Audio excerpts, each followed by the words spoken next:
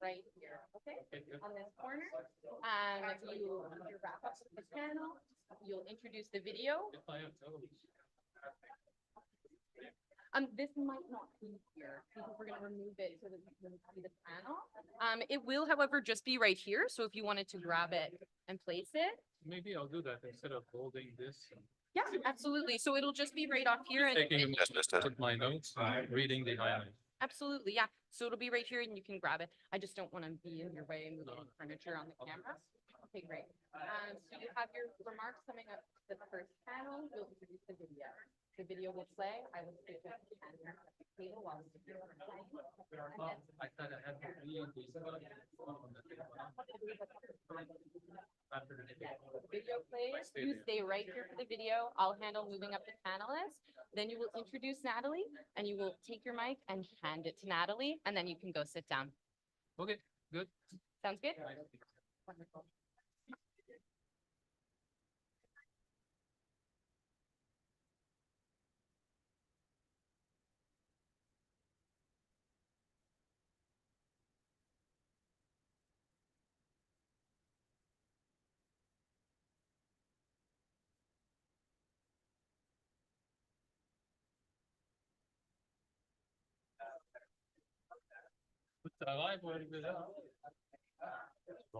Mais c'est vraiment, c'est un travail d'équipe.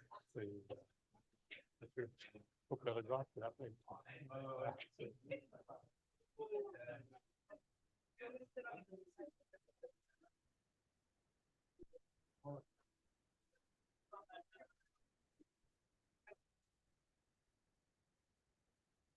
Oui.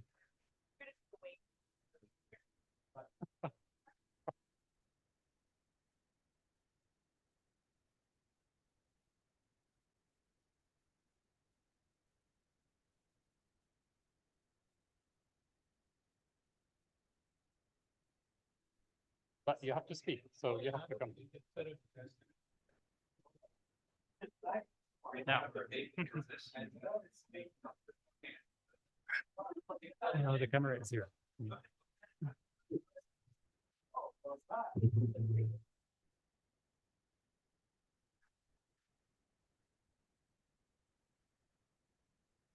This camera or that? This camera. Here.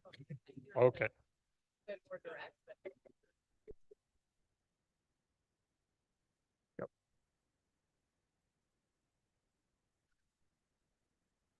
Hello, everyone. Welcome to Concordia University's Fourth Space. Thank you for joining us for today's event, Concordia, Vietnam, Building Partnerships Toward a Sustainable Future. Now, to help situate you, we are streaming to YouTube, live from Fourth Space, and we are located here on unceded Indigenous lands in Tiohtià:ke, Montreal.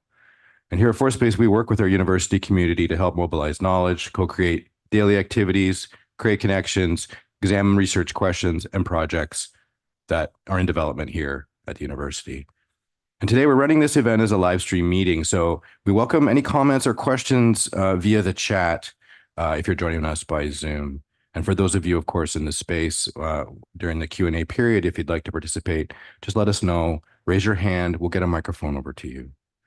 And with that, it's very much my pleasure to hand it over to a Chief of Staff from the Office of the President and the Associate VP of Concordia International, William G. Well, William, welcome. Thank you, Douglas. Bienvenue, welcome, ciao Mong. Je remercie tous ceux et celles qui sont présents dans la salle. I would also like to welcome the online attendees too. I'm told they are close to 100, many from Vietnam, and it is 9 p.m. there. So I would like to express our appreciation to you for joining us at this late hour. Let me try to say this in Vietnamese. Cảm ơn đã tham dự. Hope I said this right. Our event today is organized at the margin of the 50th anniversary of diplomatic relations between Canada and Vietnam. The event consists of a sequence of 2 panel discussions to promote and share knowledge on collaborative academic work between Concordia and Vietnamese scholars around the subject of sustainability.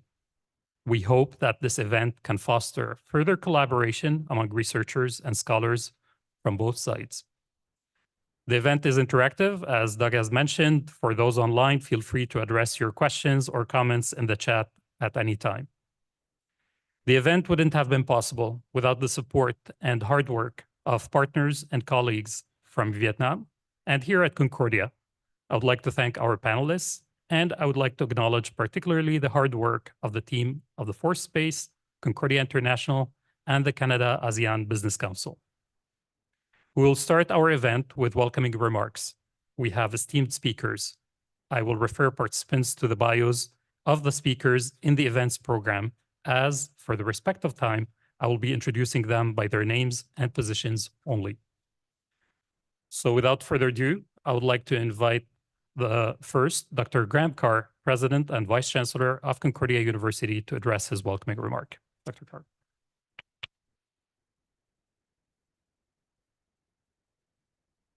Thank you, William. Good morning, everybody. Bonjour tout le monde. I'll try my Vietnamese. Chào mừng. Welcome. It's very exciting to open this special partnership building event between Concordia and Vietnamese institutions. I've had the good fortune to visit Vietnam twice this year, to be in Hanoi and Ho Chi Minh City, yes, but also Tra Vinh and Binh Duong provinces. And I visited most recently in early October, and I have to say, on both visits, I've been tremendously impressed with the energy and beauty of the country, as well as the potential for partnerships and collaboration. And as I'm sure most of you know, 2023 marks the 50th anniversary of Canada-Vietnam diplomatic relations. And anniversaries are always an opportunity to look to the future and reflect on how we can redouble our efforts to address common challenges. And there's no more urgent common challenge in the globe right now than climate change. And nationally, both Canada and Vietnam have made strong commitments to sustainability, energy efficiency, and decarbonization.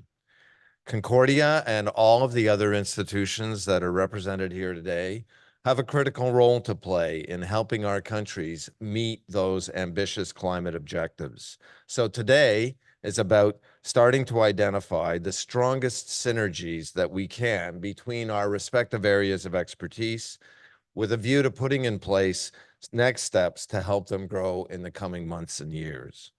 So before discussing specific areas of potential collaboration, for those of you who are not too familiar with Concordia, let me share a few quick facts about our university.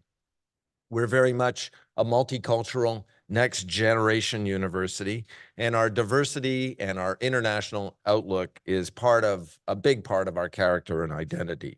And you can see this in the makeup of our diverse community. We have more than 50,000 students, of whom more than 10,000, or about 20% of our total student population, are international, coming from more than 150 countries around the world.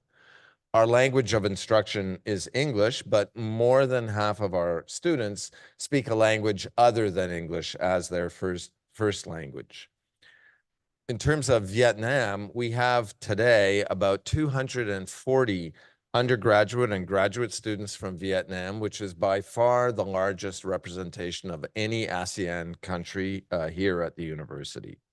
And Concordia is a young university, which for the last 5 years has been ranked as the top university less than 50 years in all of North America, and one of the top worldwide in terms of our work to advance the Sustainable Development Goals of the United Nations and commitments to ESG. As an institution, we at Concordia have prioritized building new partnerships, building targeted international partnerships, and expanding current collaborations with institutions, including in Vietnam. Like our university, Vietnam is a young, talented, globally minded country which is stepping up to address some of the world's most pressing challenges, especially climate change. At the COP26, Vietnam offered an ambitious agenda to decarbonize its economy by avoiding new coal plants and transitioning toward clean energy. And fostering that green energy transition is really at the heart of Canada's commitment to Vietnam as well. And Concordia is well positioned to support bilateral work in that area. For example, last spring, we received a 7-year grant from the Government of Canada of $123 million to lead a cross-Canada project called Electrifying Society, or Voltage. Working with other university, business, government, and not-for-profit partners, our goal is to help develop cutting-edge technologies for carbon-neutral buildings, advanced energy storage, smart grids, and the electrification of transportation. But developing strong international partnerships in these areas is also a priority because the Government of Canada is looking to Concordia to become a world leader in electrification as part of our country's green energy transition. A few months ago, we also announced a major initiative called Planet Zero, which aims to decarbonize the 80 buildings on our 2 campuses and create 2 integrated power grids that can feed into surrounding neighborhoods to address the demand for energy at peak periods. Planet Zero is creating knowledge through a living lab process that is designed to empower students, researchers, and industry leaders to work together on net zero carbon projects. And our goal as a university is to advance the Government of Canada's aim to achieve carbon neutrality by 2050. Now, we all know that climate change has no borders. While the challenges are immense, the stark reality facing our world also has the power to break down traditional barriers, culturally, socially, professionally, and scientifically. And this is where international collaboration becomes so critical as we work together to understand the barriers to the green energy transition in different global contexts. We can then strive to develop new science, new applications, and new training programs for the next generation of university graduates that will better position all of us to tackle the global challenge of climate change. In closing, I just want to echo William's words of thanks to Concordia International, to the Fourth Space, and to all the organizers of this event. Everyone in the governments of Quebec, Canada, and Vietnam, as well as the Canada-ASEAN Business Council, for working tirelessly to strengthen the connections between our researchers and our institutions. I really look forward to hearing more about the new projects and initiatives that will grow out of the meetings here today. Merci beaucoup.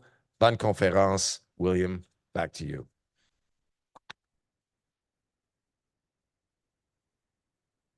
Merci, Dr. Carr. J'invite maintenant Dr. Rémi Quirion, le scientifique en chef du Québec, à nous adresser son mot de bienvenue par vidéoconférence.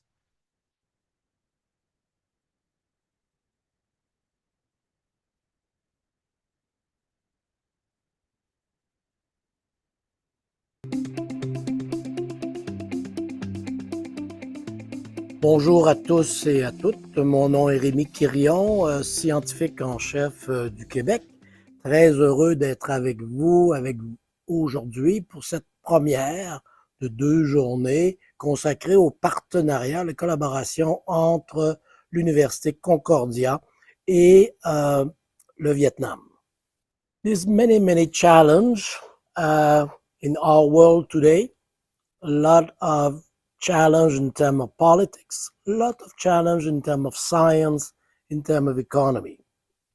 But what we want to focus on today, and for you for the next 2 days, is energy, water, and the future of our cities in Canada, in Montreal, and in Vietnam. Scientific partnership is the key way to improve the quality of life of citizens living in cities all over the world, but especially in Quebec, in Montreal, with the support of Concordia, and in Vietnam.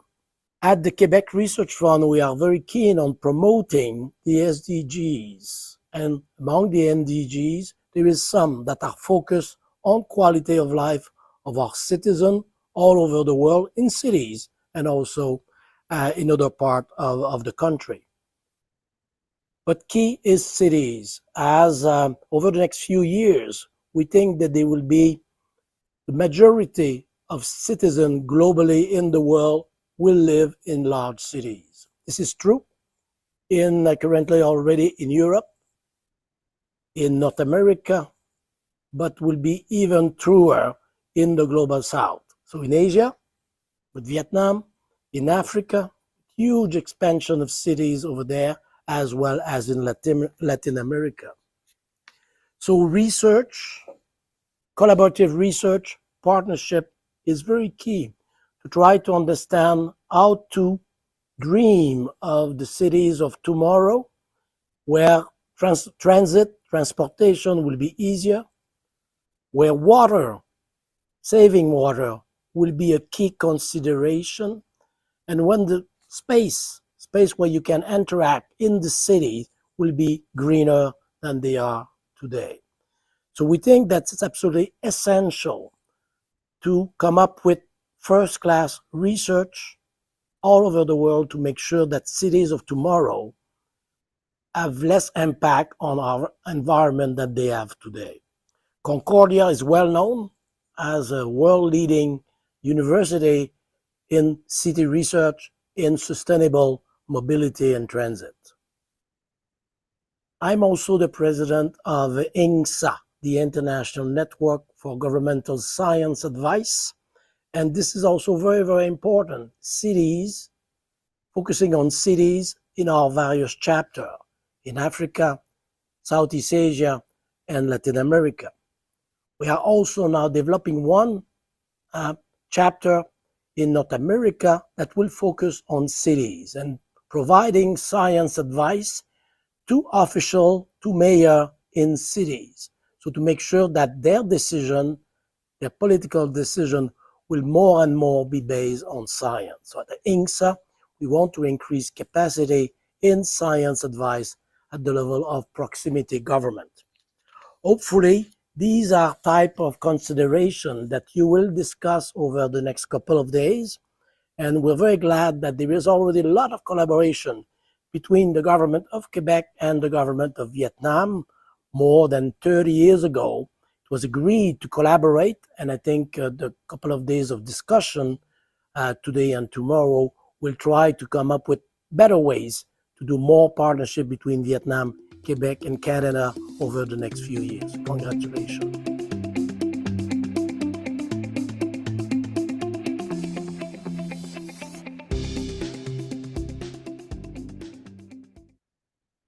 Merci, Dr. Quirion. Now I'm pleased to invite Thi-Binh Nguyen, Executive Director for Canada of the Canada-ASEAN Business Council, CABC. Thi-Binh. Thank you very much, William, and thank you, Concordia, for inviting me. So bonjour, good morning, good evening for those in Vietnam. Kính chào mọi người bên Việt Nam. Dear Graham and William, distinguished guests, ladies and gentlemen. So my name is Thi-Binh Nguyen, and I'm the Executive Director in Canada of the Canada-ASEAN Business Council. So as Canada and Vietnam celebrates its 50th anniversary of diplomatic relations, the CABC is delighted to co-host this event in collaboration with Concordia University, gathering researchers from Canada and Vietnam towards a sustainable future. For those that are not familiar with the Canada-ASEAN Business Council, so we have been established in 2012 as a member-driven non-profit and voice of the private sector to advocate for closer trade investment between Canada and Southeast Asian nations, comprising of 10 countries, namely Singapore, Malaysia, of course, Vietnam, Laos, Thailand, Cambodia, Philippines, Indonesia, Brunei, and Myanmar. So through our offices in Singapore and also here in Montreal, Canada, the Council champions private sector and institutions engagement through policy advocacy, networking events, and research insights. Among our support to institutions like Concordia last November 2022, and also this February, I was very honored to have Graham and William visit Vietnam to sign an MOU with Power Electric University and also meet Vietnam government officials to exchange on sustainable initiative. Today, I am most thankful to be here among you for the first conference connecting Canada and Vietnam. Thank you. As we foster Canada and ASEAN business, trade, and investment development, this year we focused mainly in Indonesia because Indonesia is the host of all the ASEAN countries, but of course Vietnam for its 50th anniversary with Canada. So among the activities throughout the year, CABC has co-hosted with the Consul General of Canada in Ho Chi Minh City in August, just this past August, a conference on clean energy because energy transition, as everyone has mentioned, is increasingly a top priority for government and businesses in Canada, but also in all Southeast Asian countries and especially in Vietnam, where we see a lot of initiatives happening. So as you know, Canada, along with the G7 countries, has committed to support Vietnam raise 15.5 billion in its net zero commitment by 2050. And Canada committed also 70 million funding into the Just Energy Transition Partnership with Vietnam and Indonesia to spearhead high potential research projects and technologies towards a greener future. So as we highlight 50 years of Canada-Vietnam relations, the CABC looks forward to facilitating more knowledge exchange, technological collaboration, and achieving tangible outcomes to bring our partnership to the next level.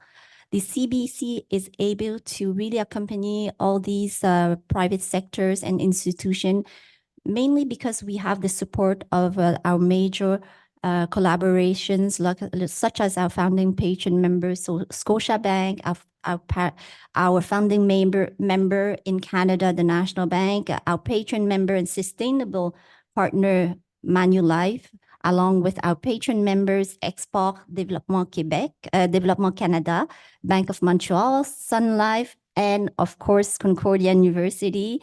We have a reach of over 10,000 followers, so I do hope you will follow us as well.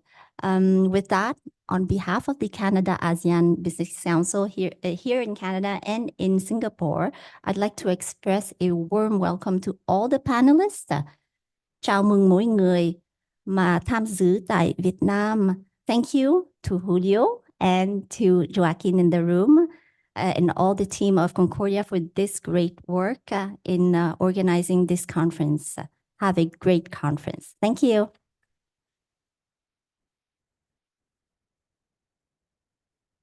Thank you, Tibet.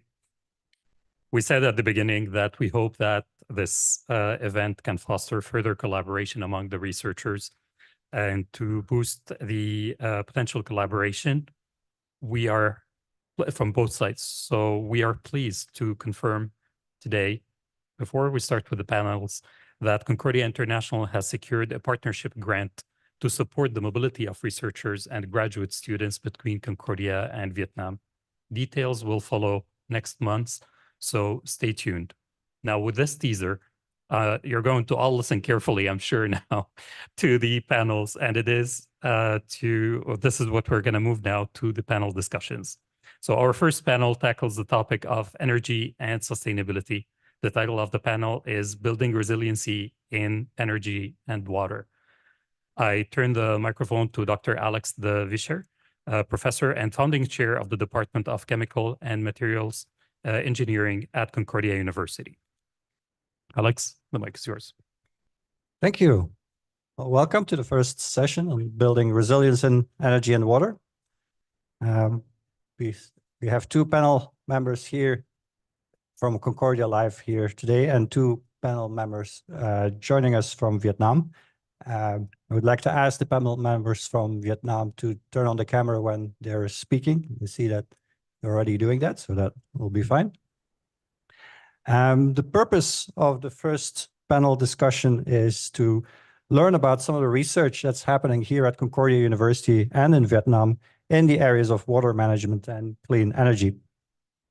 Secondly, we'd like to have some discussion about emerging trends that we're seeing in these areas, some of the challenges that are occurring, barriers to the further development of these areas, and to see how joint research between Concordia and Vietnam can help to address some of these issues.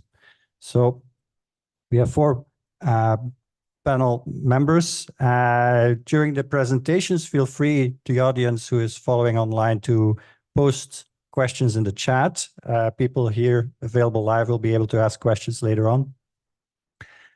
Please keep the presentations to 10 minutes so that we have enough time for questions at the end. And with that, I will introduce the panel members. So the first panel member is Dr. Catherine Mulligan, who is the director of the Concordia Institute of Water, Energy, and Sustainable Systems here at Concordia University. After that, we will have a presentation by Professor Hoang Thi Thu Huong, the head of the Department of Environmental Science and Technology, School of Chemistry and Life Science at Hanoi University of Science and Technology. Our third panel member is Professor Karim Zaghi from the Department of Chemical and Materials Engineering here at Concordia University. And to conclude, we will have Dr. Meng Le Ngoc Ang, the founder and chairman of the ASEAN Hydrogen Club. And with that, I would like to ask Dr. Mulligan to give the first presentation. So thank you very much. So can I have my presentation, please? So in the meantime, so thank you very much for the invitation to talk here today. And I also thank the organizers of this event. So I believe this will be a great event. It's been a couple of years since I've been in, about 10 years since I've been in Vietnam. So I'm really looking forward to further collaborations with Vietnam. Okay, so thank you very much. So I see my presentation up there. So good. So I'll talk about a little bit about my institute, the Concordia Institute of Water, Energy, and Sustainable Systems. Can please next one. So basically, the idea of looking at the Water and Energy Institute is to look at this nexus, in particular between water and energy uses. So they're very, very tied together. As you know, to pump water, to move water, to treat water, all of these require a lot of energy. And vice versa too. You need water to produce energy. So these are some of the aspects that we're looking at, and in particularly in this climate of looking at climate change and so on, the energy production and generation is obviously very water intensive. And we're looking at the water sector also, which requires a lot of energy, as you see, up to about 4% of the global electricity in the world. So any of these things that we can do to mitigate this is great towards fighting climate change. And of course, the aspect of looking at water quality and all of the pollutants that are in the water and so on. So if we can avoid getting the pollutants in the water, or at least having very water efficient systems to treat the water, this will go a long way. Next, please. So yeah, so we've been looking at these challenges between these two. It's definitely very, very challenging things. Definitely things like remote communities as well are very, very challenging, since you don't have the systems in place to be able to treat the water, to produce energy, and so on. So these are the type of things that we're going to be looking at. Next slide.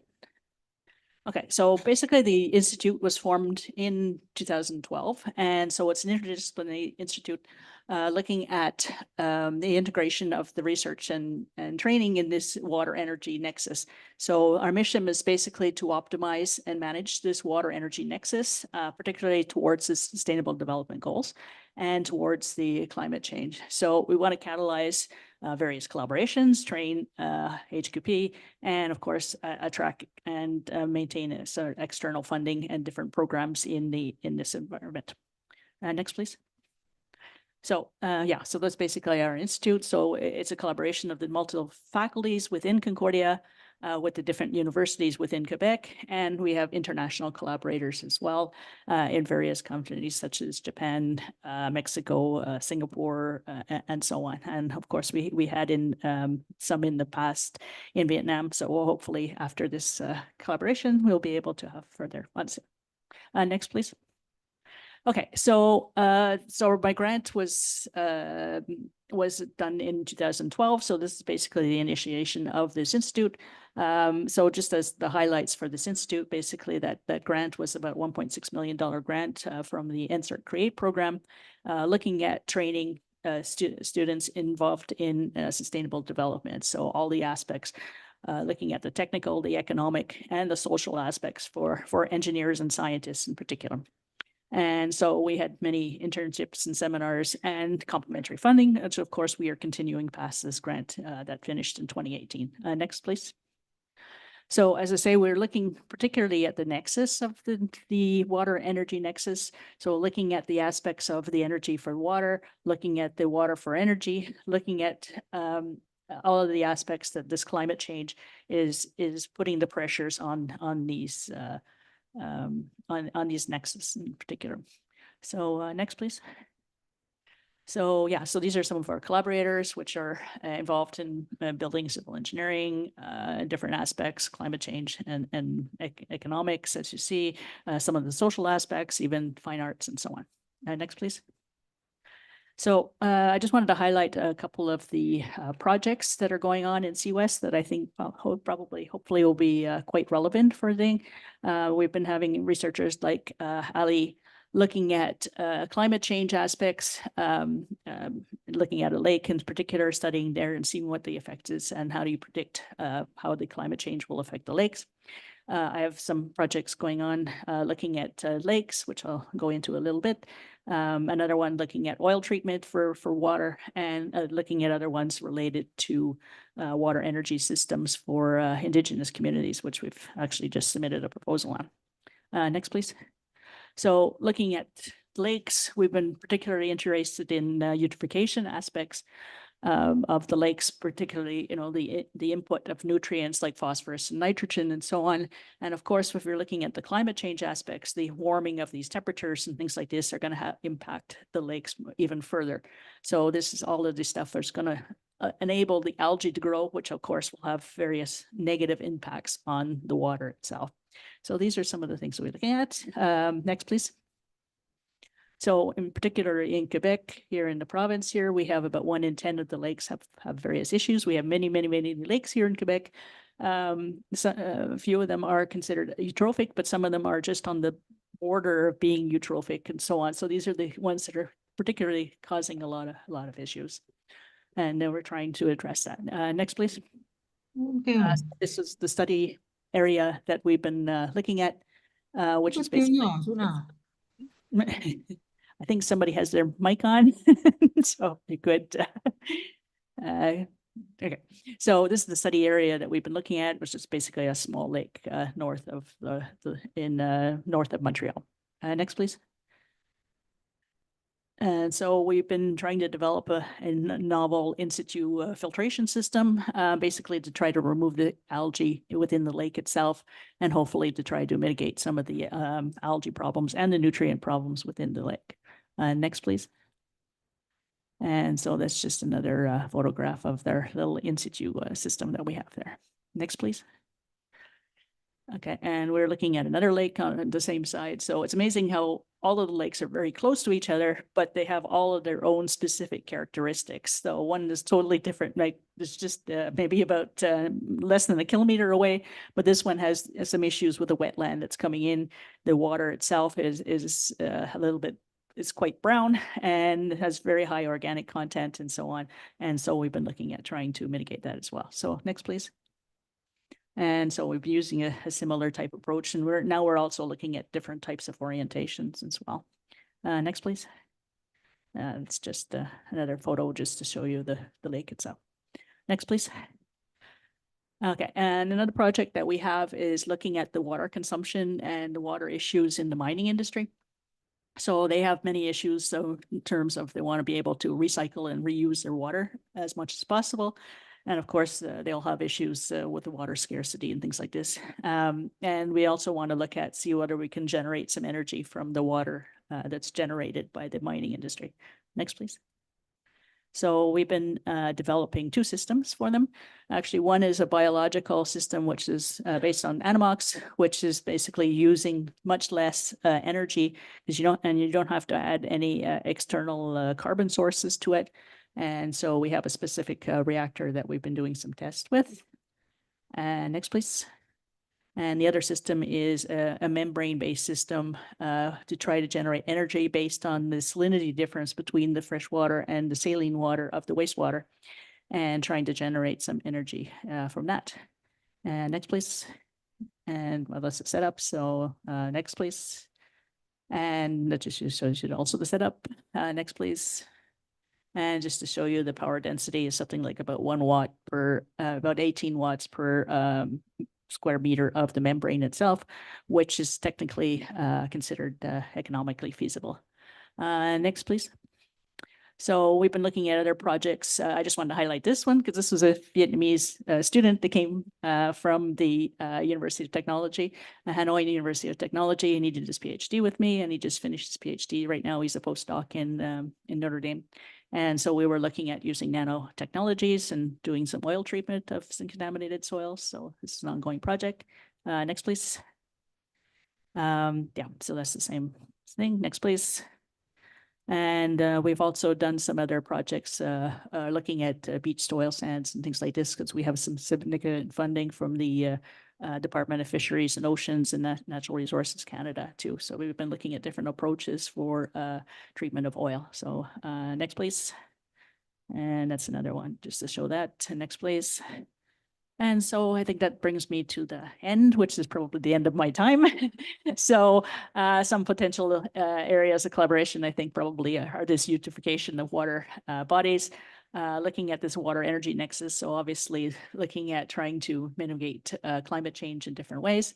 And looking at, water resources, wastewater treatment systems, and maybe even some nature-based solutions there. So I thank you very much for allowing me to talk today. Thank you very much.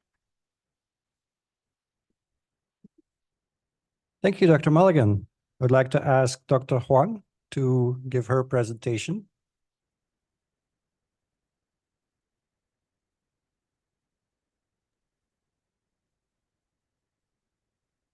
Yes, thank you very much. It is a very pleasure of me to have the chance to talk to you now, and I was very encouraged after the talk of Professor Mulligan, because I already can see there's many common interest from her talk. I will share my screen now. Yes. Yeah. My name is Tu Hương Hoàng, and I'm working in the School of Chemistry and Life Science in Hanoi University of Science and Technology. My background is mainly and my major is aquatic ecology and environmental chemistry, but at the same time I spend a lot of time on water resource management, nature-based water engineering, and water smart city, and my great interest is eutrophications in the freshwater body in Vietnam. I would like to share very quickly some information about water resources in Vietnam, pollutions, and other water issues. The current status of water resource management, and we come up with a recent research question, and I think it's a lot of potential collaboration, as we can see now. So we can notice we can see that we are in very rich of water. That's because we have very high precipitations around the year. However, the biggest problem is uneven distribution on annual precipitation by river basin, and it also create a lot of problem, especially under the climate change situations.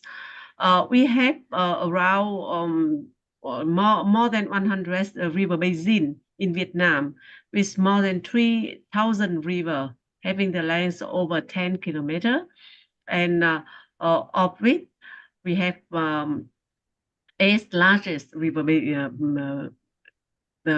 basin. So you can see the total surface water amount of us is very high. It's nearly 100 billion cubic meter. However, the abundant water resources is greatly depend on transboundary water resources. And if we calculate this, inter resource can provide less than 1,000 cubic meter per person. So it is also showing the risk of insufficient fresh water in dry season in Vietnam, especially in the south area. Uneven distribution of surface water in Vietnam, we can see is very greatly. There's the rainy season, or they can contribute from 60 to 80% of annual flow capacity. So it can causing the flooding in the rainy season and also drought in dry season.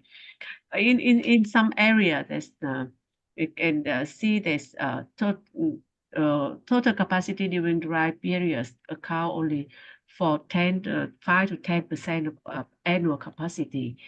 And with this, we have another source is a reservoir. It's contribute or is play very important role in water resources management in Vietnam, and also contribute a great amount of energy.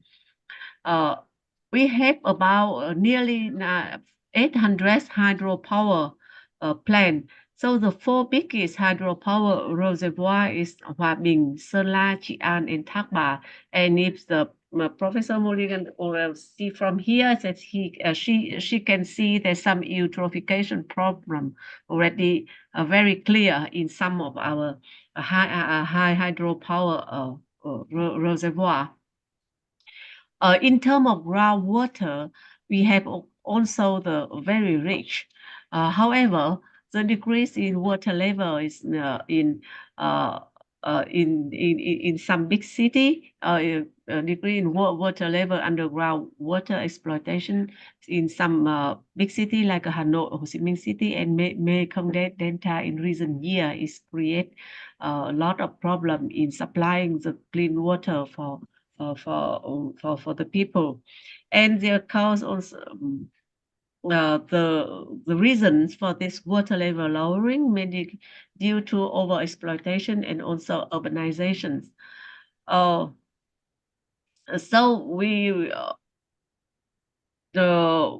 because we are an agriculture country, so we have a great amount of water demand. Agriculture, especially the paddy field, require nearly 80 billion cubic meter per year, and is about 70%. And also seafood and industry also require a lot amount of water. However, it's now exploitation from water resources. There's mainly relies on surface water, and it is also not sustainable source, especially in climate change conditions. And beside this, Vietnam is now facing the great water pollution problem. That's that you can see here is a percentage of water resources based on assessment of water quality index at monitoring point in river basin, and great amount the great percent of the more monitoring point showing the medium, bad, or even polluted condition of the river basin. There is some natural source, including saline pollutions, also pollution from alum, or erosions in the highland. However, the human sources had the great contribution, including point source from domestic wastewater, industrial wastewater, and also non-point sources from agriculture wastewater. And we can see there's a great amount of municipal domestic wastewater, especially in the urban area in Hanoi, showing the biggest problem is the domestic wastewater discharged into the river or the water body without proper treatment. There are also industrial source, agriculture, most also from livestock wastewater, and also great amount of wastewater used for aquaculture around the year. In the groundwater quality is relatively good at the moment. However, it's also facing some problem with soil water erosion as a consequences of climate change, and also the pollution problem come from industrial wastewater. As you can see, there's water exploitation and usage inefficient and unsustainable in Vietnam. The water intake capacity of the irrigation work system is currently reduced, and operation of irrigation work is currently unsustainable and inefficient, and many with the great effect or great impact of climate change currently. And there is some reason. Yes, and we can see some reason for decreasing the water quality, including the lower of the water level in the river, unreasonably operating the water exploitation and use work on the river, and also the other source like the other consequences, including declining aquatic resources, flood, drought, so water erosion in the coastal area, and also landslide during the rainy season. With this condition, there's in Vietnam, there is a great effort on water resources management, including some, we already identify some challenges, and currently we have the great effort on studying the law of water resources, and amendment of law on water resources had just been approved. It's just a few weeks ago, and we do hope that under the amended law of the water resource, a lot of solution and action can be done to improve the situations. There are some protection condition that we already done in Vietnam, like we already established the water source protection corridor, and also issues regulations for restrictions of underground water exploitations, and also some regulations to announce the minimum flow of value downstream for reservoir and team, and the force of industrial zone and export processing zone have to centralize the water treatment system that meet the technical regulation, and is now performing quite well.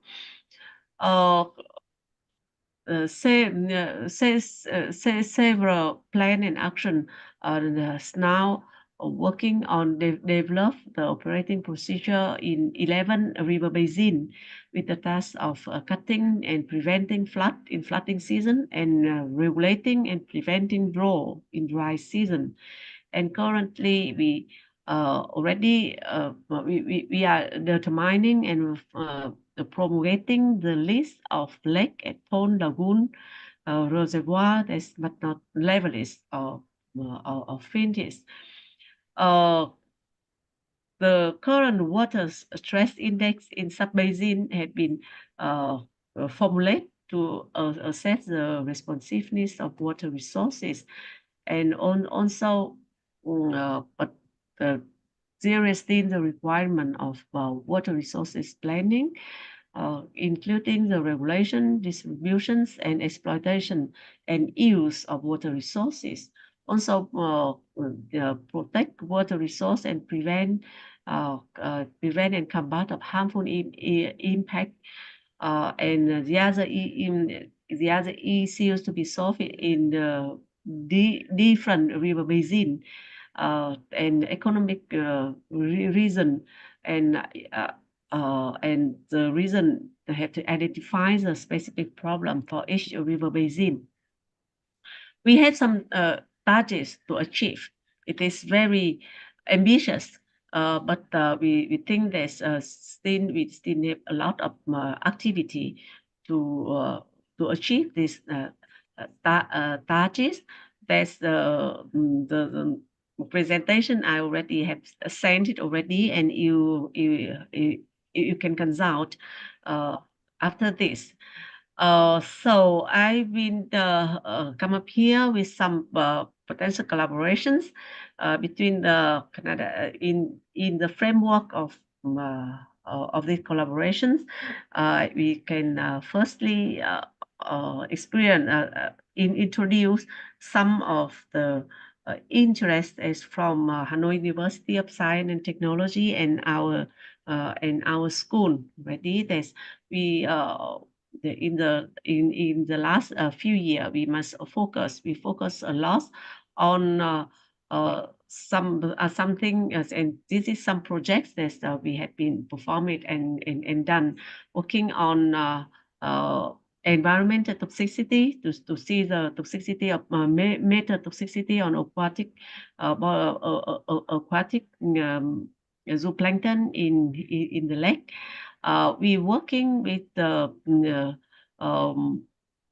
UK partner in a Global Challenge Research Fund to study the resilience across the water and food system, and is focused on eutrophication situation in the Ha Long Bay, is the World Heritage. It's very nice and attractive tourist place, but now already under the eutrophication conditions. We are also working and started. We already start, but Could I ask working you, now for closely. sorry. I'm finished now. It is the last. Yeah, on this and on water circulations and smart use, and promoting the water reuse initiative, and study the greenhouse gas emission from river basin, but it's focused on hydropower plant in Vietnam, and also applying the different techniques to monitor, assess, and looking for the solution for eutrophication in some high hydropower reservoir like Hoa Binh. It is the recent project can show up this the problem that we can work on. So the potential of the research project can be quite various in this area, including water resource planning in the context of climate change, sustainable water exploitation, eutrophication, advances the monitoring techniques, preventing natural disaster risk, and improving water resilience, water circulation and reuse, and also application of artificial neural network and water security. It is all the things that we think that we can find a common interest in to work on the Enjoy project. So thank you very much to me. I'm sorry this take a few more time for you. Thank you very much. Dr. Han. Next, I would like to ask Dr. Zagib to give the next presentation. Thank you, Alex. I'm going to take less than 10 minutes. Bonjour à tous. Thank you very much. So my talk will be divided on 4 parts. So I'm going to speak about voltage electrification of the society. The second, I will speak about our collaborative center on energy transitions. And the third part, mainly on the link of the transition valley in Shawinigan, Bicancourt, and Trois-Rivières. And the last part, I will discuss deeply what I am doing with my team, of course, with Alex in our department. So when I spoke about voltage electrification of the society, so I have 2 key researchers are here with us, so Ursula and Andreas. This is, I think, the largest grant that Concordia, they never received it, is around 123 millions from federal government. And then the total grant today is about 213 millions. So it's a huge money, but we should be smart how to make a big impact for our society. And of course, this is also collaboration with First Nations and also with institutional university like Dalhousie University, Calgary, and TMU. The program is divided in 3 parts, very large part. The first one is the technologies. When I spoke about technologies, mainly batteries, and this is the key that we want to develop also advanced lithium-ion battery and next generation of batteries. When you spoke about electrification of transportation are key, so of course is the motors, vehicle to grid, vehicle to edge, and also the smart grid are related. The off-grid also is another key component of the technologies. The second part are very important, and Ursula, I wish you will discuss it today also, is the living lab. So the living lab are the key also, is mainly how to use existing technology. This is also related to the building with zero net. This is another area that we should also, Concordia works with the local companies like Hydro-Quebec, Energy, and others. And then also the deep collaboration with Montreal cities, Shawinigan, and also MRC-Vaudreuil are the key also how to implement it or to put the technologies for these cities also. This is very important. And the third part also are very important is more on the social impact and also the communities. So this is very important. So we was working hard. This is a new grant, but we have a great team and we come back with a really finance strategy based on 3 parts, mainly the seed call, hopefully by January that we can announce the winners. And then we come back maybe by the next year for the large impact call. And after that, we finish with the 3rd impact calls. And that is now, this is great opportunities also for students. The numbers of this grant, we are looking about over 1,000 students, masters and PhDs, 600 postdoc. And especially we are encourage early careers because we're going to hire 10 chair professors. So we can see this is great opportunities for, and of course, this is, it's collaboration firstly that we are looking from East Coast to West Coast in Canada, but there are room also for international collaborations. So this is regarding to our CFREF grant. And then if I come back to the second, what we are doing with Alex in our department, it's what we call it collaboration centers. The word collaboration center are very important. This is mainly on energy transitions. And this we receive 16 millions from Quebec government. And we divide these centers in 2 areas. One is research, and the second is innovation and industrialization. Especially on E, what happened last 20 years, Quebec and also Canada will lose our independence of industrialization. And Concordia is going to play a role, very important role. So this center has 5 axes. The first one is battery.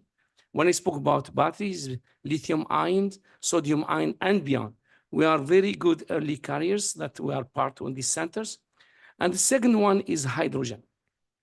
We are already hiring experienced professor by the next year, helping us on the hydrogen, because as you know, 90% of electricity produced here in Quebec is hydro. And of course, less than 1% is from the wind. So we have no charcoal, no nuclear, no petroleum, no gases. So 100% of electricity here is wind. And the third one is the system. System, what means a combination between hydrogen and the batteries. And also we're going to hire, hopefully by the next year, Tier 1 Canadian share. So we are looking for potential candidates. This is another important area that we need to link a battery and hydrogen. And the third one is IP. By myself, when I was working in Hydro-Quebec, I create one of the best IP in the world that we license 26 licenses. You can see in Vietnam, one of the 2-3 licenses is Sumitomo. Sumitomo is producing iron phosphate in Vietnam. They was the first producer in the world in Vietnam using iron phosphate, the technology that I was developing by my team, and today over 70% of LFP using by Tesla, BYD, CATL, and so on. And then, of course, entrepreneurship and also how to accelerate the startups also are the key for that. And of course, the social impact is the 5 part of these collaboration centers. And also, as I said, the link between research, innovation, industrialization, commercialization are key. And Concordia will play a role very important. And we are looking also for collaboration. I have a chance also to speak with the chairwoman of VietFast, because they are using many of our technologies that we developed last 20 years. And then, as I said, very important to see, I and my team, I play an important role to help Quebec government and also federal government. This is what we call it, la vallée de la transition in Mauricie. Near to 30 billions going to be invested on the battery here in Quebec. This is for Quebec government. And others is 100 billions from federal government, of course, across Canada. We are playing a role, very important role. So the part of the battery is handled by Concordia, and this is very important also to really help to assist the ecosystem of Quebec, because we have green energy, we have capital humans, and we are looking also for students, and then we have all the critical minerals are here. So I will discuss on the critical mineral on the far last part. So when I come with the last part here, in our department, what we are doing. What we are doing here, we are thinking that we are able to produce the green batteries here in Quebec and in Canada by developing a certificate and the passport, because we have all critical minerals and we like to make the transformation of critical minerals with zero waste process. For example, when I spoke about critical minerals, we can see lithium-ion battery anode is copper, silicon, graphite. Electrolyte is lithium, and cathode materials is cobalt, nickel, manganese, iron, phosphate, and lithium. And all these elements are in Quebec, except the manganese. So the manganese is in New Brunswick. What we are helping also Quebec government is to establish the green and stable chain supply, because Canada, USA, and European, they have the strategy to be independent from Asians' chain supply because of the CO2 emission and so on. So this is what we are doing, and we are open for a collaboration on energy transitions, lithium batteries, and hydrogen. And thank you very much.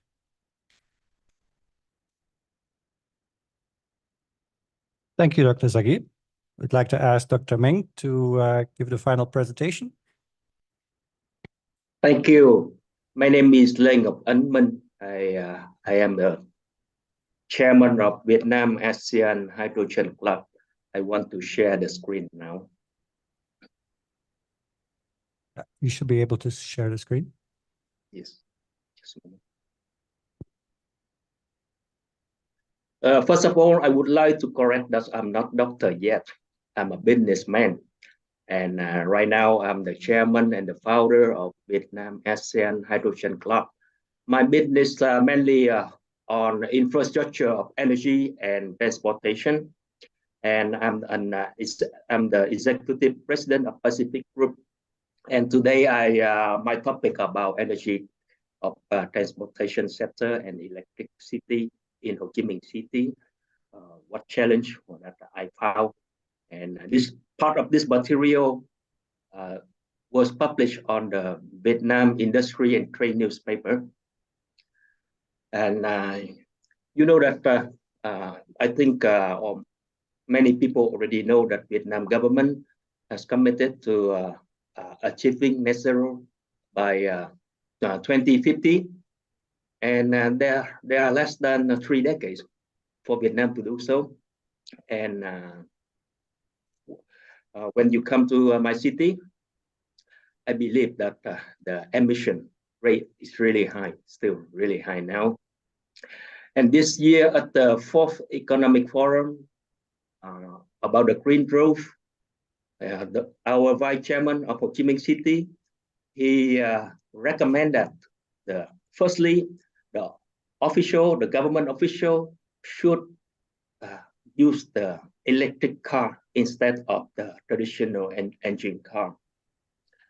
And my recent research showed that Ho Chi Minh City, every day, we consume around 6 to 7 million liters of gasoline. So when we convert into a CO2 emission, it is about 14,000 tons of CO2 per day. And currently, for transportation in Ho Chi Minh City, we don't have good public transportation yet, and all of the people, we use mainly the personal vehicles. We have around 9 million vehicles, including around 1 million cars, and the rest are motorcycles. And every day, the newly registered car and motorcycle is about more than 1,000 units. Thus, the city emission level growing, really growing. That goes again the 2050 net zero emission target of our government.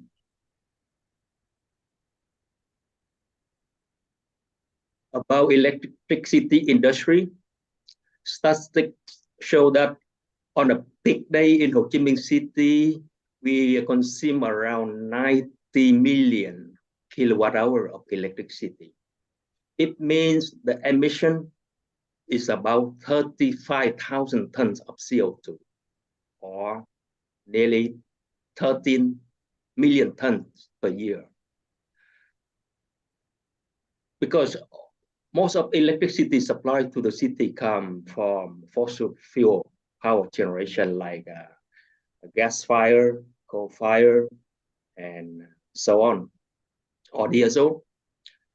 So it's really, how to say, our GDP growing every year. We are a developing country, and our GDP growing. It means every year the demand for electricity and the fuel really growing. So it goes again our target of 2050 net zero.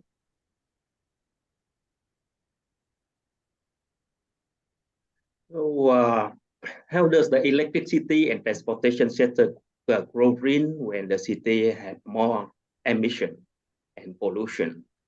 So in my opinion, our city needs to develop a kind of very clear policy for zero emission for the transportation and also for the use of electricity. Say in the term of 5 years, 10 years, 20 years, 25 years, because we have less than 3 decades to go net zero. So, Ho Chi Minh City right now, there are many conference on green growth and green economy, so many conferences. But in fact, whenever we go on the street and we see the pollution is growing really, really high. And my opinion, I spoke to some conference also in here also, that the city needs to make a very clear roadmap and regulation to reduce. It's not only on the conference, but need to do it, take action. I mean,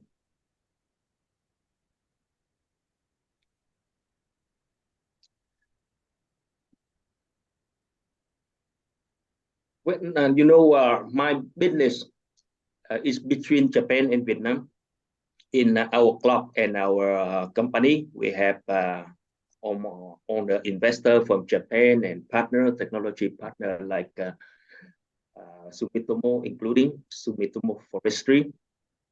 And when we learn from Tokyo and Kawasaki, they already have the clear roadmap that the city, the building in the city the new building in the city need to be installed with the solar. I don't know it happened in Canada or not. So in Ho Chi Minh City, if we can do this and we can reduce emission, really. And other suggestion to Ho Chi Minh City government that we have share to some conference in here, that you big company in the world like Google or Facebook, Amazon, they already commit to achieving net zero before 2050. And some company, they already buy clean power, or they own their own farm, solar farm or wind farm. So if Ho Chi Minh City, our government in here can refer to this method to do in Ho Chi Minh, to request and encourage the large company in Ho Chi Minh to use clean energy, and also to have clean transportation. Yeah. Because we cannot go net zero by 2050 if every day the emission is still growing in both transportation and electricity. And a few months ago, my club and my company, we welcome one partner from Canada. They show a very good technology of carbon capture and storage. And through Concordia University, we really want to collaborate with you for carbon capture and storage, as well as hydrogen, that we know that you are very strong about. So my suggestion about cooperation with Canada and Concordia University, because we are like other developing country. Vietnam, we are a developing country, and we have limited finance and technology resource. And but we have other strength, like our economy is young and developed, growing at high growth rate, and we have a young population and well trained. We have a lot of good researchers in university, and I think Canada and your university can work with us. At first, we need the finance and technology to some certain area like rooftop solar. In Canada, we know that you have Canadian solar is very strong in here. Also, they sell a lot in Ho Chi Minh and in Vietnam. So, because Vietnam government already give some roadmap that by 2030, 50% of building in Ho Chi Minh City or in Vietnam will cover with solar rooftop. So this creates a good business opportunity. I'm a businessman, so I try to talk more about the business side. So this really creates really huge opportunity, and also for the business people, for the investor, and also for the researcher to introduce the new technology of solar. By now, in our club and our company, we have worked with Japanese Nippon Solar. They already introduced to Vietnam the new type of solar, kind of thin film solar, and we have already tried some pilot project in Vietnam. So I believe in your university, through your research team, you have a lot of good technology. Why not collaborate with us here in Ho Chi Minh City? Because here we have a lot of opportunity. So by combining, so I think we can make the good project and the most realistic project.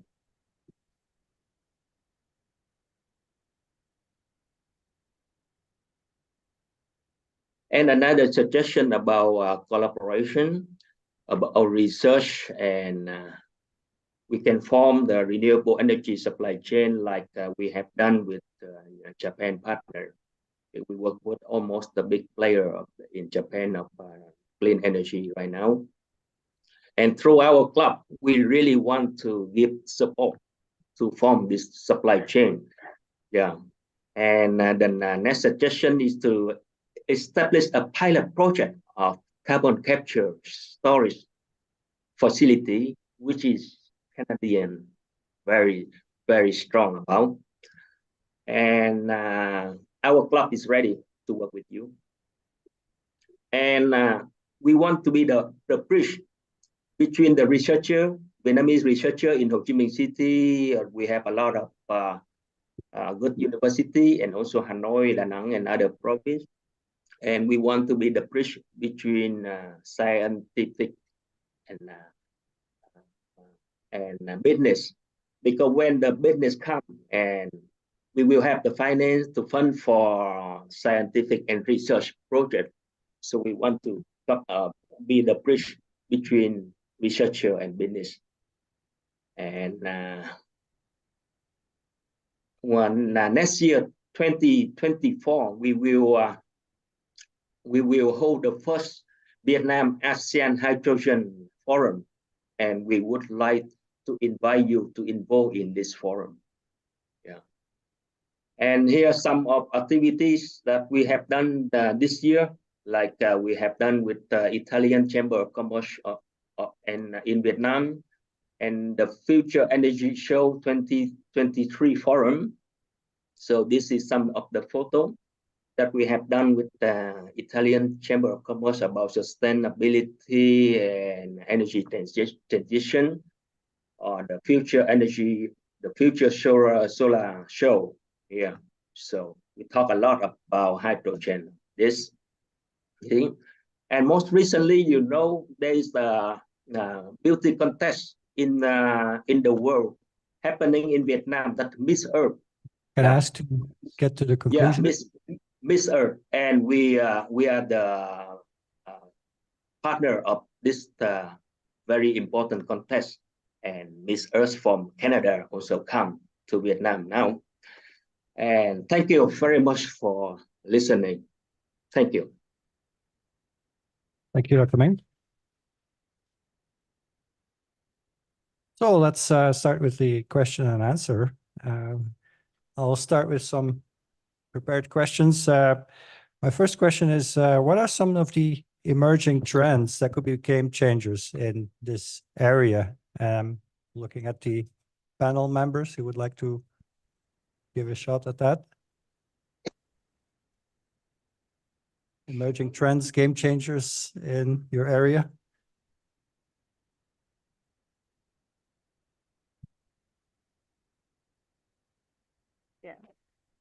I think that in Vietnam, because we have a lot of aquatic body, and mainly is freshwater aquatic body, and is receiving the domestic wastewater untreated or not properly treated.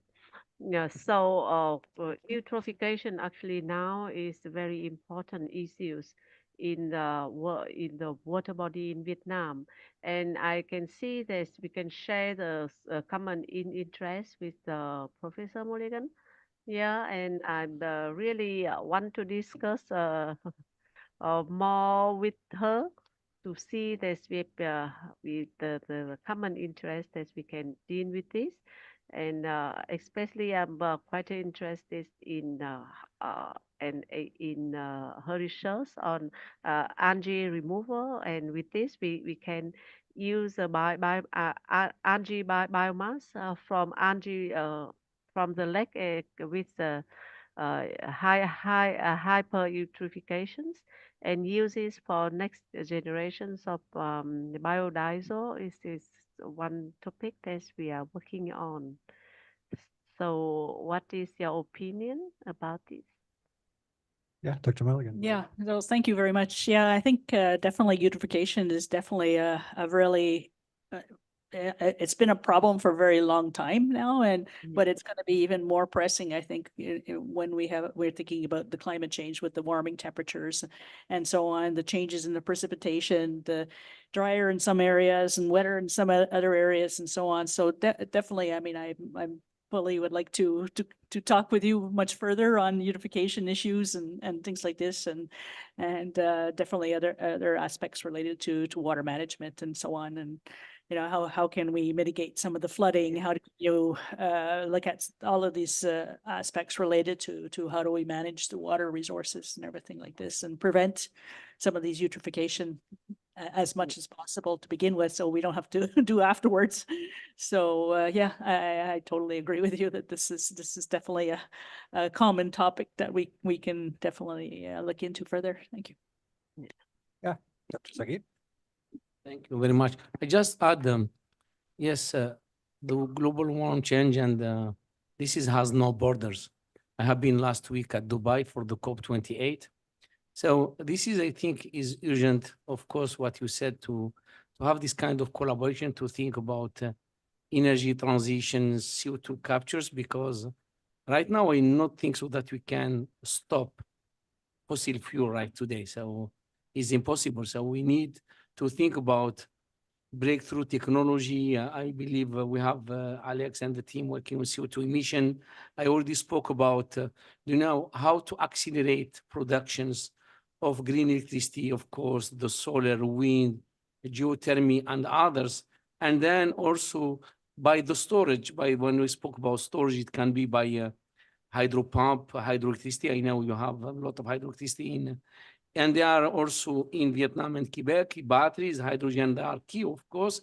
And I believe the building and net zero are this kind. So they're not only one solution, but we need to think for the collaboration, how we can adapt. And then, because we are looking also for future generations about students and coming, because the solution not only for professors or the policy leaders, and also how to make training are the key also for this kind of, how against the global warming change. Thank you.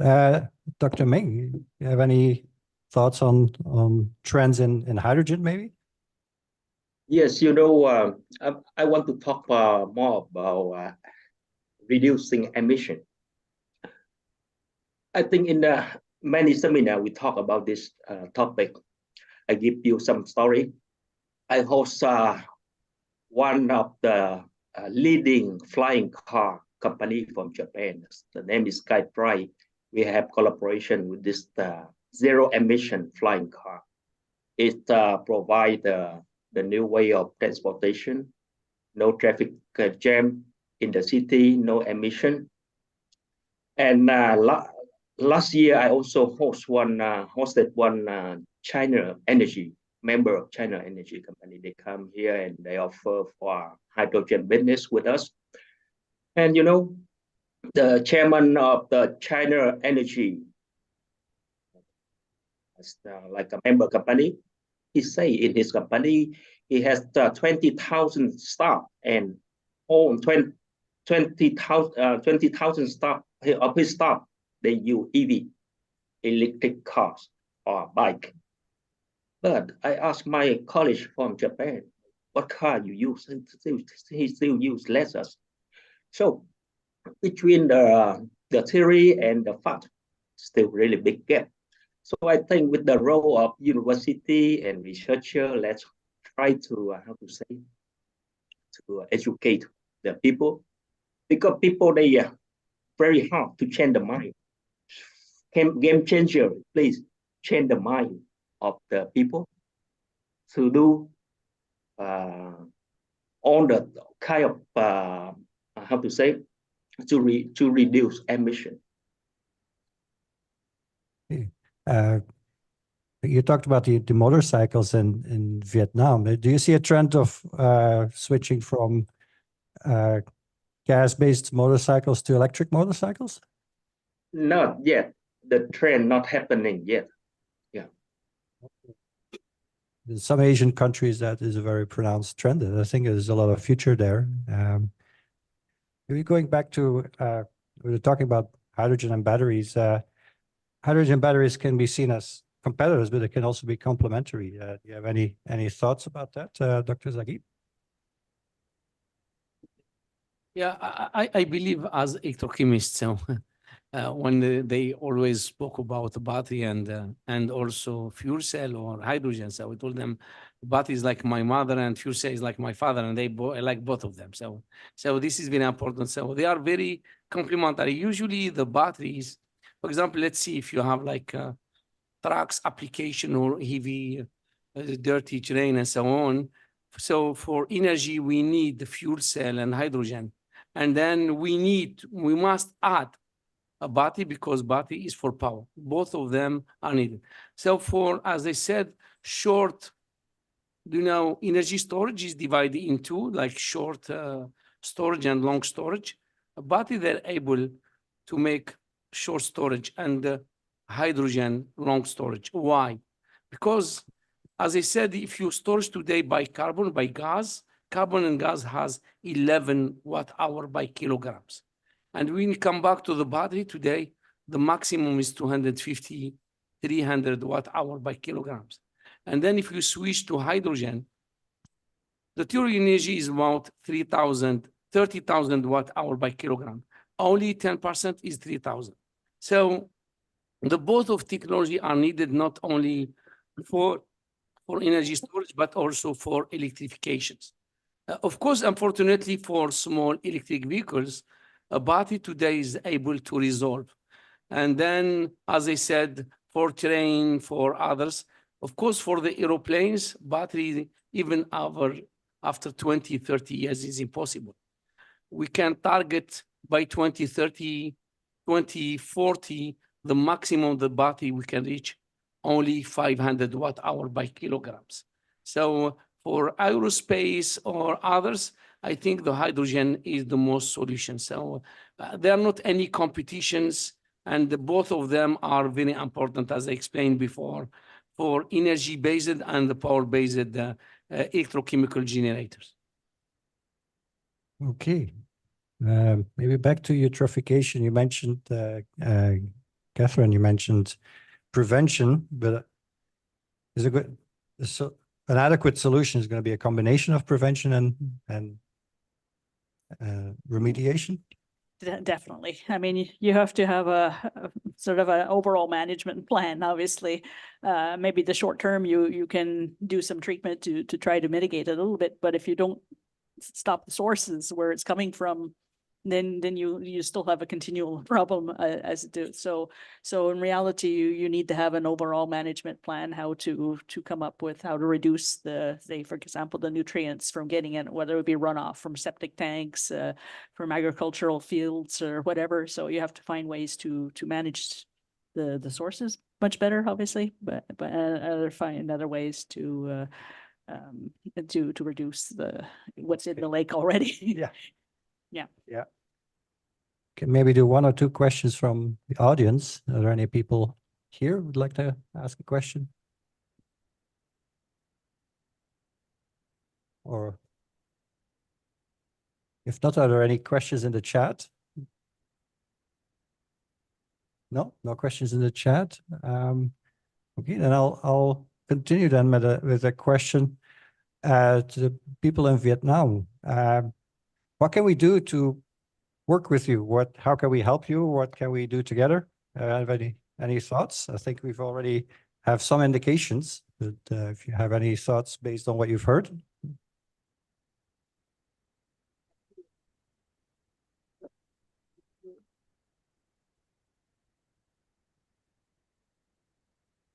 Anybody?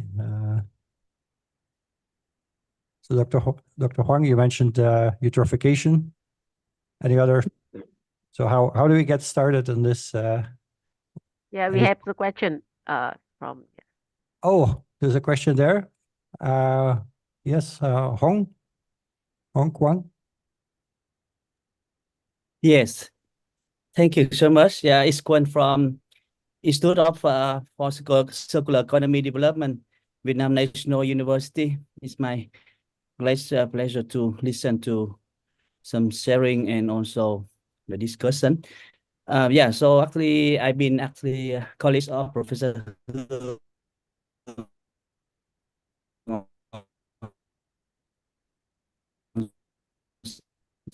Connection is not so good. Yeah, we made it turn off the camera because the connection is not very good.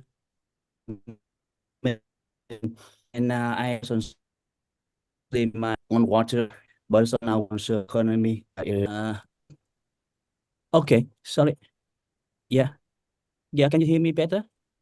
Yeah, that's better. Please go ahead. Can you hear me? Ask a question. Yes. Yes, I would like to ask Professor Kasim related to the project on I think the big project, but I quite interested in the living lab concept because we now working at our university in the campus of more than 600 hectares, and we also try to develop so-called circular living lab, while we also try to put different let's say technology solution towards net zero emission for the campus. It looks like a small city and also some other green one. And we try to bring different stakeholders from academia, industries, and governments and some others. So yeah, this is we really like to collaborate on that, but would like to understand more about how the living lab concept work in the project, and is there also any opportunities for us to collaborate, because I think you have really a lot of interesting, innovative solutions, and I hope that we can learn and so can demonstrate the solution here in our campus. Yeah, thank you so much. Okay, that's a great question. I think we'll hear more about that in panel number 2, but maybe Karim, if you want to say a few words about that. I believe the best person will be Ursula in our team, so you can contact her. By the past also, I have a lot of experience doing some small living lab in Hydro-Quebec, using smart home in Shawinigan, and also working with GE, Schneiders, and off-grid and so on. So there are some success story here, but our program here and some part that, of course, Andrea and Ursula said you can contact them. I can give you, can just send us email and give you the contact, these 2 persons. And Living Lab, as I said, is great opportunity for us for collaboration, and also is one of the big part for the success and impact for our grant that we should implement it here in Canada with our key person. Yes, Ursula will talk on the next panel, so we'll have plenty of opportunity to discuss that. Any final thoughts before we end this first one? Go ahead.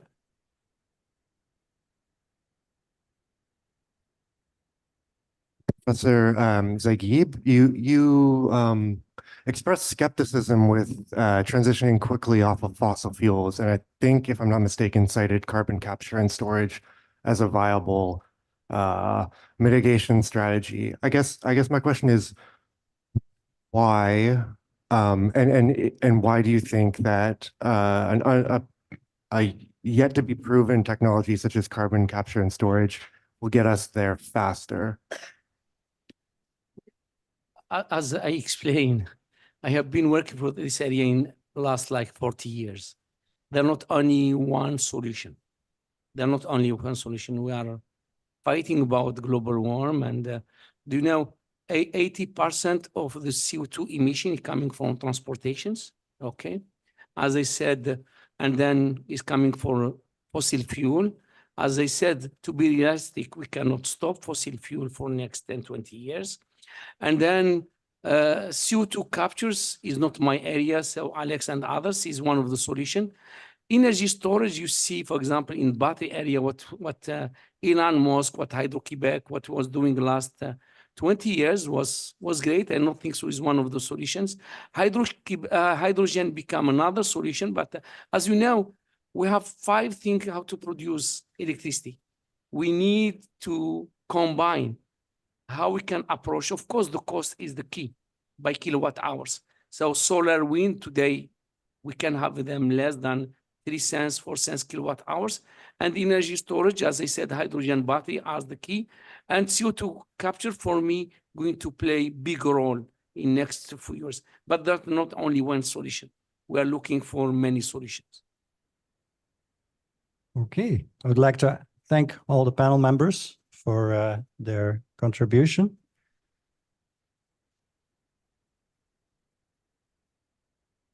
I would like to hand it over to Stéphane Chaillet. Thank you. Thank you very much.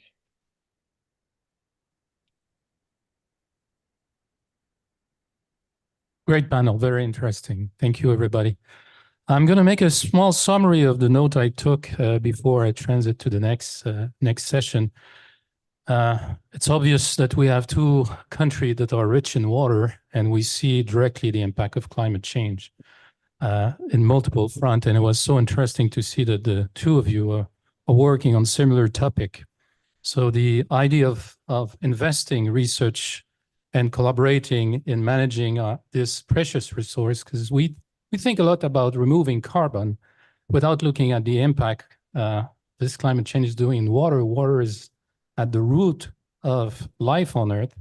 And I think we cannot spare any research money and activity to clarify how we can predict, manage the availability, and really understand the impact of climate change on water. So that's, to me, one takeaway. Resiliency of the grid, and we're building capacity. The grid is going to need some storage, and we were talking about that. The grid is going to evolve in complexity, and it seems that it's happening also over there in Vietnam. The decentralized energy system connected, and to be able to have the resiliency we need and the storage that we need all kind of solution, and it was well said. But so much is to be studied to be able to integrate all this storage into the grid and manage this in a very efficient way. It's a complex topic. So the battery and the hydrogen is definitely a subject of collaboration, I think. Transportation, we think we have issue with transportation. Looking at your picture and what you mentioned to us, it's definitely a challenge. And I think there's some collaboration that can be done there to foresee the future of transportation. Carbon capture was mentioned as it's not maybe the preferred solution, but it's a solution we need. At one point, there might be a need to capture the carbon that we cannot avoid to emit. And I think not researching on that topic and not experimenting might put us in a bad spot. And I think the 2 countries can collaborate on that. PV, I saw the trend of the PV in Vietnam. Concordia has been renowned for years for photovoltaic research. This seems to be also another amazing opportunity for collaboration. And the buildings, I'm coming from the building industry. I'm involved here as a strategic advisor to launch a project to decarbonize the 2 campuses and create a living lab. We've been talking about living lab. I think we're going to be pioneering a lot of activities on the living lab creation in the cities. We want to create basically the blueprint to decarbonize cities in order to open the way, experiment, and test. And before we transition to the next panel, is going to talk a lot about that, talk about cities. We have a small video for you to watch, and I'll come back right after.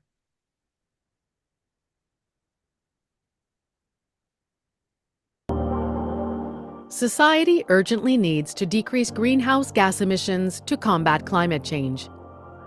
Concordia University in Montreal has set an ambitious green target to decarbonize our campuses to achieve net zero carbon emissions by 2040.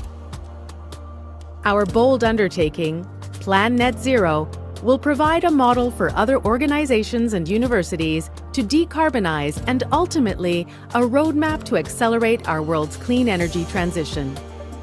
From the retrofit of our buildings to enhanced management of peak time power usage, Plan Net Zero will make Concordia a leader in how we reduce energy consumption and integrate sources of renewable energy. Our more than 51,000 students and 7,000 faculty and staff use 80 different buildings of varying age and size. They account for some 500,000 square meters spread across 2 campuses, one in an urban setting and the other in a residential neighborhood. Plan Net Zero will create diverse and customized solutions required for wide-scale decarbonization while equipping the next generation with hands-on, real-world experience. Because our chosen path is uncharted, Plan Net Zero calls for experimentation. We will transform our university into a living lab for decarbonization. Classrooms, studios, gyms, office spaces, and halls. Our spaces will be used to pilot projects and measure their impact. We will welcome the community inside our walls to take part in our journey and export the knowledge gained. From electrification to cybersecurity, Plan Net Zero will draw on Concordia's vast research strengths in sustainability, our track record as one of Quebec's most energy-efficient universities, and our commitment to collaborate across boundaries. Our platforms for innovation and research commercialization will help Plan Net Zero to become a true incubator for green innovations. We will be a hub for partnerships with venture capital investors, SMEs, and multinationals in the clean tech sector. We seek collaborators who share our passion to create exciting new ways to achieve net zero. Together, we can make decarbonized campuses a catalyst for Montreal and beyond. Join us and revolutionize how we tackle the greatest challenge of our time. Join Plan Net Zero.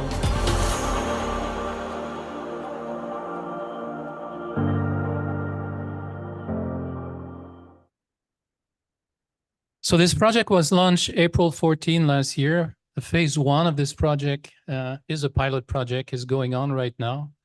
The tendering process for such a project is taking time, but I can assure you that Concordia University did it in a record time.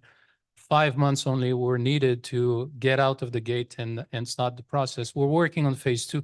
And the objective, as you saw in that video, is really to utilize the asset, the campus itself as an asset to create a living lab. So there was a question earlier on living lab. This is our answer.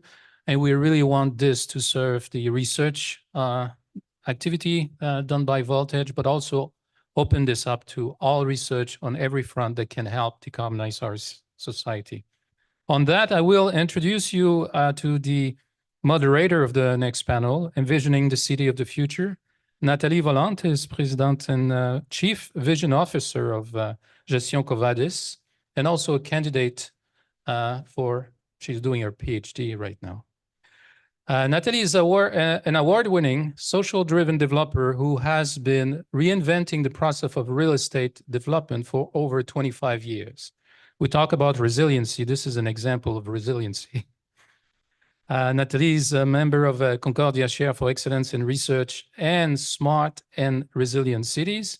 And she's also part of the Next Generation City Institute, as well, as I mentioned, a PhD candidate specialized in business practice that drives sustainability on the built environment.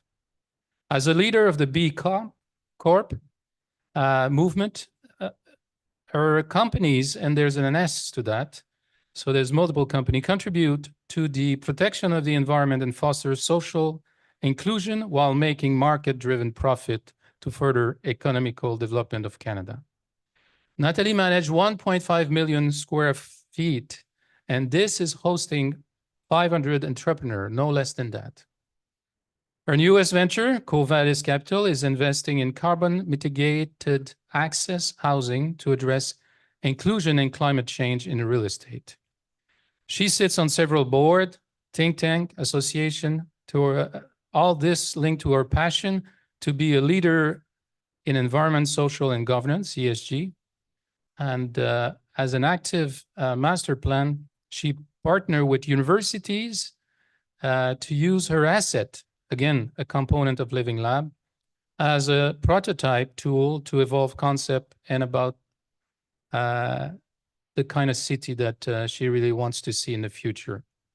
Without further ado, I should mention also that she's an amazing person and somebody you want to be friend with all the time. She likes also to go on road trip. That's a very, very personal thing that she likes. Natalie, over to you. Electric road car trips. Good morning, everybody. Like that's quite the introduction, but my most amount of fun is the work that we're doing together with Concordia University. So I'm pretty excited to host this panel. Thank you very much for the invitation. And I'm excited about fostering new opportunities for the collaboration between the Vietnamese different universities as well as Concordia. I think that there's a match made in heaven there. So today's session now is going to progress into something called Envisioning the Cities of the Future. I welcome the panelists to turn on their cameras, which I think that they have. And I would like to welcome Dr. Ursula Eicher, Director of the Next Generation Cities Institute at Concordia University, Professor Trinh Tu Anh, Director of the Institute of Smart City and Management, University of Economics of Ho Chi Minh City, Professor Andreas Athianidis, Director of the Concordia Center for Zero Energy Building Standards at Concordia University, and Professor Tran Tin Khan of the Director of the International Affairs and Scientific Development of Dong Nai Technology University. So today, what we're going to be doing is talking about the role that we could all play as researchers and universities in figuring out how we can create synergies around collaborations and international relations and pretty much next steps. I think that you'll understand that this panel is all about action and about moving things forward, as opposed to just discussing carbon transitions, but also targets. But how do you make those targets happen? And I think that that's really what's exciting. Also, when you're looking at climate beyond borders, our climate solutions don't stop where our borders stop. So I think it's really exciting and a great opportunity to work with different countries and our different kinds of work to stop breaking those silos where we all work in our own little corner, but figuring out how we can do things differently. So the objective of today's panel is to learn about the research of Concordia as well as the different universities in Vietnam on next generation cities and the issues that we're trying to address. The second part is about reflecting on our main challenges that we're facing in Vietnam and Quebec on urban development and how joint research between Concordia and Vietnam could address them. And finally, we would like to reflect on the actions that could be taken for collaboration. So I encourage the audience to send some questions in the chat during the presentation so that we can hit the road running as soon as our piece is continued. So I would like to start with the different panelists about their 10-minute presentations on their work. And we would like to start with Dr. Ursula Eicher. And so I pass over the microphone to you. Okay, thank you, Natalie, for this introduction. I mean, we were actually together on this road trip to Ottawa on the status of Canadian cities. So not long ago in an electric vehicle.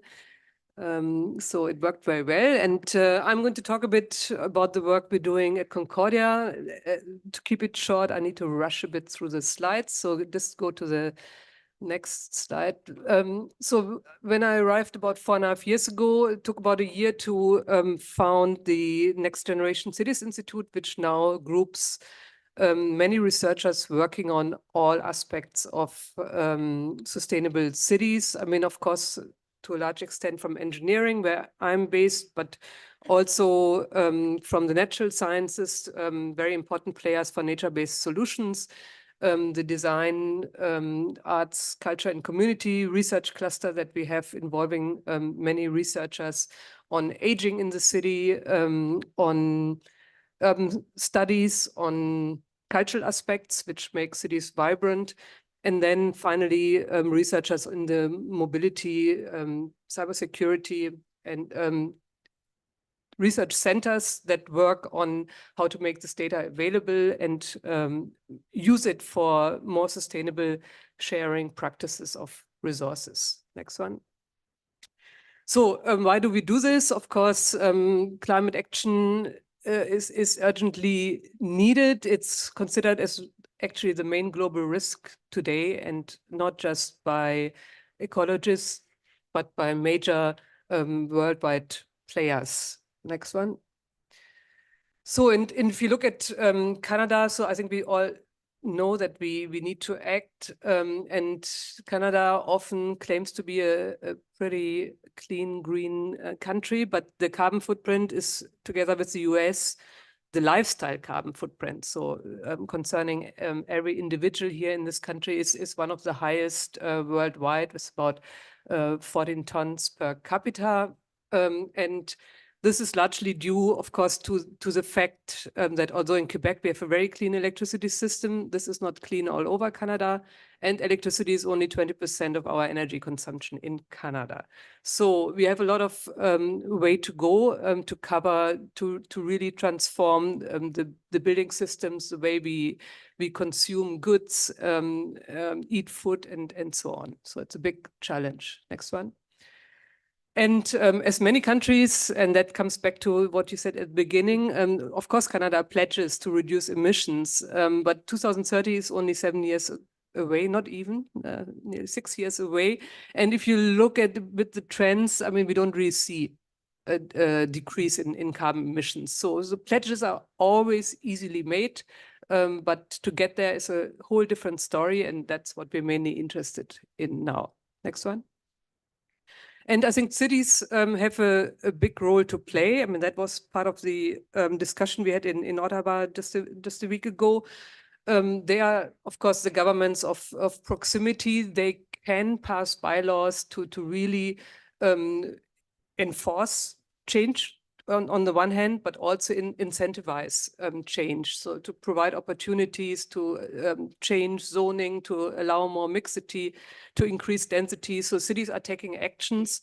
And because we are everybody lives in a city, is very actively involved, I think we can use them and use the collaboration to really drive change. It's easier in a way for us than to influence directly federal policy. Next one.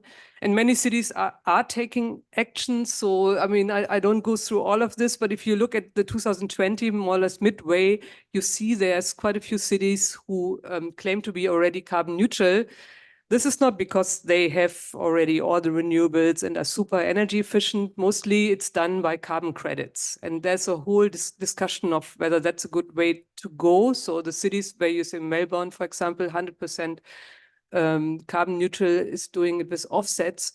I really prefer the cities who have an active renewable strategy. My favorite today is Copenhagen, because on the one hand they invest into energy partnerships and really support renewable energy development, not necessarily inside the city. Often you need to build outside the city boundaries. On the other hand, they really do something on the urban planning. They really actively promote public transit infrastructure, biking infrastructure. So I think you need to have the full spectrum of activities around the energy system on the one hand, but also on the way how you design cities for and with the people. Next one.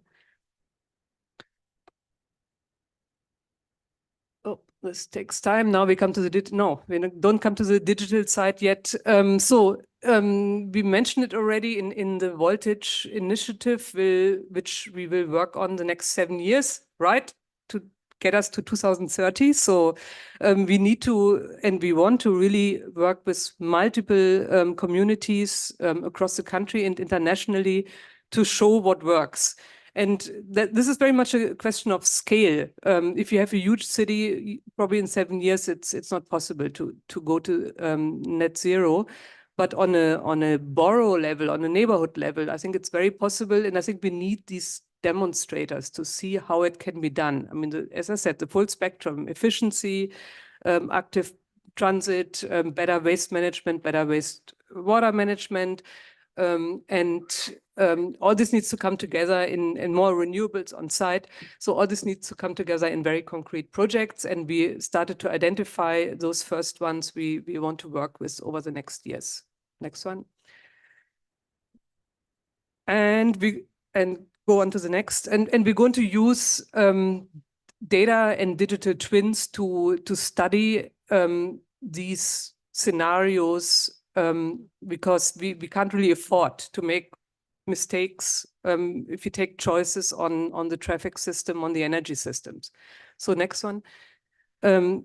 So we built in my team and the Cities Institute, we call it now a Tools for Cities, a whole set of tools to support this decision making, but also to engage stakeholders. Next one, and I just give you a very brief glimpse of what that looks like, and then we maybe come back to it later. So the challenge is we need to integrate these different domains: buildings, energy, waste, traffic, green infrastructure, livability. So you can imagine it's pretty impossible for an individual researcher to cover all this. And that's why you don't find tools today that can cover all these aspects in an easy to use manner. So there's specialist tools for each of these sectors, and you need sort of specialized engineers to run most of those. So what we are aiming to do, and I think it's a pretty ambitious project, is to make it easier to model across these different domains. Next one. And it should run automatically. Yeah, so we started to collect all the data we could find, the open data we could find in Montreal around the building stock. So many cities worldwide, or I would say even most, have information on the built environment, the 3D models. We can model traffic flows. We can visualize the energy infrastructure, the charging stations, the power lines, where all these loads come together. And we also have information on urban green. So there's a lot of data available, and we just programmed this web interface because if you go to the website of the City of Montreal, there's a lot of data sets. But again, I mean, who downloads them and somehow tries to visualize it on the web? It's such a no-brainer in my mind that cities should be doing this, make the data easily accessible so that citizens can see, or not just citizens, also private sector stakeholders could see where we could go. So next one. And then we said, well, okay, we have all this data, but people want to do something with the data. I mean, and we have here in Montreal this discussion of densification. I mean, how high should developments come? But, well, why don't we let people play with it? So we put this into a game engine and say, well, everybody can start it with this height issue, because Bridge Bonaventure, big project here in Montreal, there's a lot of debate on what a livable density is. So you can actually put your neighborhood into this model. You can change whatever you want to change, building height, you can pedestrianize all the streets or whatever you want to do.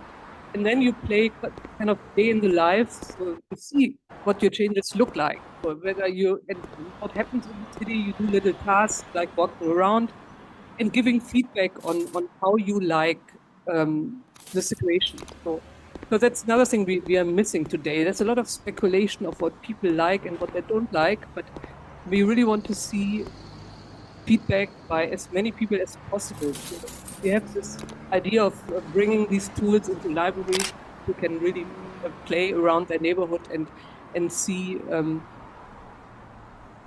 whether there emerges some kind of consensus of what will happen to the neighborhood. So we started to do a project in Chinatown, same story. I mean, quite a nice touch of nature. Now, but all around there's development. And the question the city is really should work on this public hygiene. Will find acceptance. This is very scary. So that's the second type of tool we're building. Next one. Just click on. And now to finish off, I just show a bit of the more engineering results that you could get by using these tools, because it's not just visualization.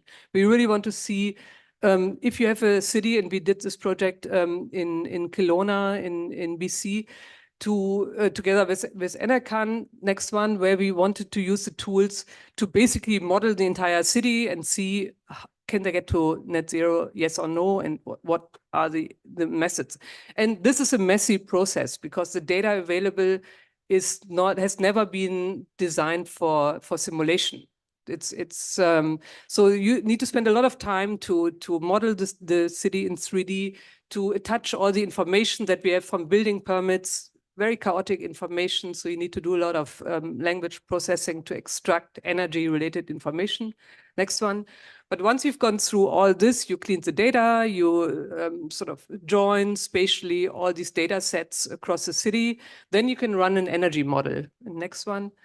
And then we know, building by building, what is the energy consumption for heating, cooling, and electricity today? And then what would happen if we go to building code or to a very high efficiency standard? Then we model the demand. Next one. And then we have information of the roof shapes. So then we can put solar and batteries and whatever we want, and model scenarios if we put heat pumps everywhere, what that would actually mean in terms of zero emission.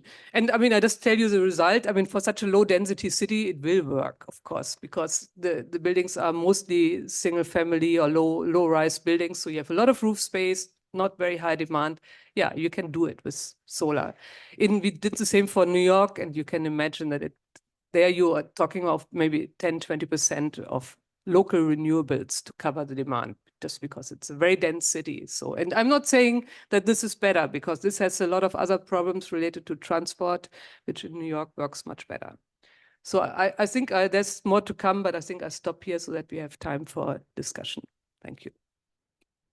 As you can see, Ursula and her team are very action-oriented. So I think that some of these tools that are developed could easily be transferable to different researchers in Vietnam, in my humble opinion. I would love to be able to now welcome Professor Trinh Thuan, Director of the Institute of Smart City and Management of the University of Economics of Ho Chi Minh City. Welcome, Professor, and we're excited to hear what you have to say. Yeah, so good morning, Canadian, and good evening, the We Vietnamese. can't hear you. One moment, please. Hello? Is there Can a you way hear that me? we could Hello, get to can hear you hear her? me now? Can you hear me now? No? Hello? Not a technical person, I'm sorry. Are you on mute? Hello? Well, now. Yay. Thank you. Yeah, maybe sometimes technical. So, hello, everybody. So, morning from the Canadian, and also evening here in Vietnam. We are quite late now. So, thank you so much for giving me an opportunity to sharing with you that our institute is a very newborn. And today I am not share so much very detail about our research and project. I just want to take that an opportunity to sharing what we do and also our research scope in here in the Institute of the Smart City and Management. So I would like to share my screen. So do you see my screen, right? Yes, we do. Thank you. Okay, so it just called the Institute of Smart City and Management. Shortly it's called ISEM. So for that, we actually we belong to the University of Economics Ho Chi Minh City. So we established in 1976, and from 2021 we also announced to the world that we become to multidisciplinary and sustainable university. And we also get some of the milestone and also high ranking in the world. And we also try to develop and toward our university and only kind of education and research to contribute to the SDG. And our university, we restructuring to like a different, like we have the College of Business, College of Economic, Law and Government, and College of Technology and Design, where the ISCM belong to. So every year we have around 35,000 students, and we have the 14 campuses, 12 in Ho Chi Minh City, one in the Vĩnh Long is also one of the Dental Mekong area that is also vulnerable area with the flooding and so the climate change, and also another one in the very beautiful beach we call in Nha Trang in the south central of the Vietnam. Vietnam. So we also cover from the bachelor to the PhD and also the research and so on. So for the ISCM, like I'm just mentioned earlier, we just a newborn from the May 2020. Then it's a really before of the pandemic. So we really don't know what is the future. So it's our slogan, come up with the shaping the unknown future. And at that time, we also like getting struggling to see what is the smart city, because we also can see we develop all of the developing country, we toward to the smart city. So on of our team, we are thinking and we developed our philosophy for the smart city. It means that we try to apply the appropriate technology to show the urban issue, to enhance the quality of people of life towards sustainability. So for that one, we also have our vision for the ISCM, like become the institute to enhance the quality of the urban life, and also try to make the international integrated education system, and also in-depth research, and so problem solving project. So we also come up with some mission. The first one that we also want to enhancing the urban quality with the term of the think globally and act locally. And we also try to help for the next education for the new generation go with the global citizen. And we also want to use quite a new term in Vietnam, that we want to develop the studio lab system. So it means that studio for the design student or design the people working collaborate with the technical people and also the technology, and also can work together and also try to show some of the urban issues. And besides that, we also try to get the impact through the urban planning, design, and management from the community or the local authority and the stakeholder, and call on the people work together and make the better life for everyone. So we also try to build up with our core value, and of course, I think for after 3 years, we also have some good recognized because we very aware of the integration where we can call a lot of the people from the different stakeholder and different level and also different country work together and so contribute to show the issue not only in Vietnam and also outside. And the second one, we also have the build up very good for the globalization network. So we also call ISCM like a network where we work together and so on. So we also try to focus is a 5 main pillar on the ISCM. The first one we call with the smart management, and the second one with the smart design, with the architecture, urban design, and also the other thing related. The next will be the smart planning, where we also have the urban planning, environment, and also the other issue, and so how we make the planning. And next one with the smart mobility, with the normally the Vietnam, they are always thinking about the autonomous or something is a very fancy mobility, but we want to come up the smart mobility with one we want to develop for the walkability and also non-motorized vehicle, and also how to make the reduce for the decarbonization like this. And the last that we try to make the integrated application, where we also can make the integrate with the different field and different level to go together from the 4 main thing. The first one is to go with the education and training. We also have the short term and long term from the bachelor and master. We also have the doctor soon, and we also have the dual degree with the different university around the world. And the second one that we very focused is the research and project, and we more focus on the apply research and apply the project for the local community, for the local governance, for the provinces, and also for the community, and also the international project, and also some with the publication. And the next that we are very focused on, we want to develop, we call the Smart City Studio Lab. So what is that? The first one is the Research Studio Lab, where we also can make the collaboration with the research and the design and the technical work together, and so some the solution. And the second thing, we also developed the Living Lab. On this year, we got the finish to build up the Living Lab framework for the one of area of the Ho Chi Minh City. And now we also try to work and collaborate to make the Living Lab in our campus, because we also, like Mr. Kwon also mentioned earlier, we also want to mention like a campus also with a small city. So how we also can make and develop this and show know the issue, we also can do this and also scale up to the other one. And we also try to work and to do with the some small area, and we come up with the first team with the zero waste. And also we also develop with the marker space, design studio and gallery, like the number from the design. And the last part that we also try to continue the contribution from the US, that is the responsibility for the social. So we also provide a lot of seminar, the conference, exhibition, and the competition through and encourage the students around the world, so can work together and also can contribute some of the idea.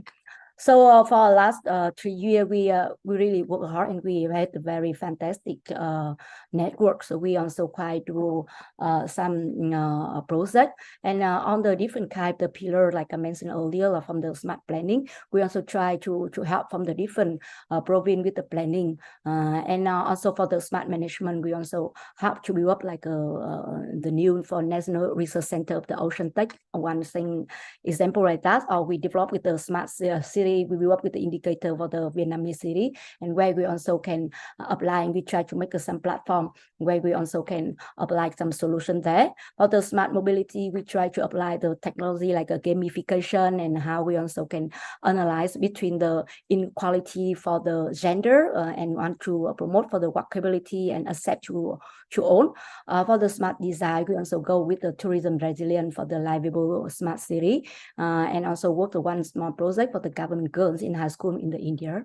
So from the integrated field, we also go like the walking intersection, and we also collaborate with the different university from like the GTalk report series. We have the 7 university from the 5 country in the Southeast Asia, and we work together, and we also try to see how about the gender between the different country, what is the issue on that before and during and after the pandemic. And also the other thing, we also work and something quite similar with the Professor Ursula, I hope that I pronounce the correct name, that about the 3D simulation. And we just only the one thing, we do something different, that we want to make the simulation not only in the screen, it also can be on the physical model. So it's make more sense for the management when they want to make the decision making, and also for our student and research also get very strong and very reflect when they want to make a decision or a movement or anything.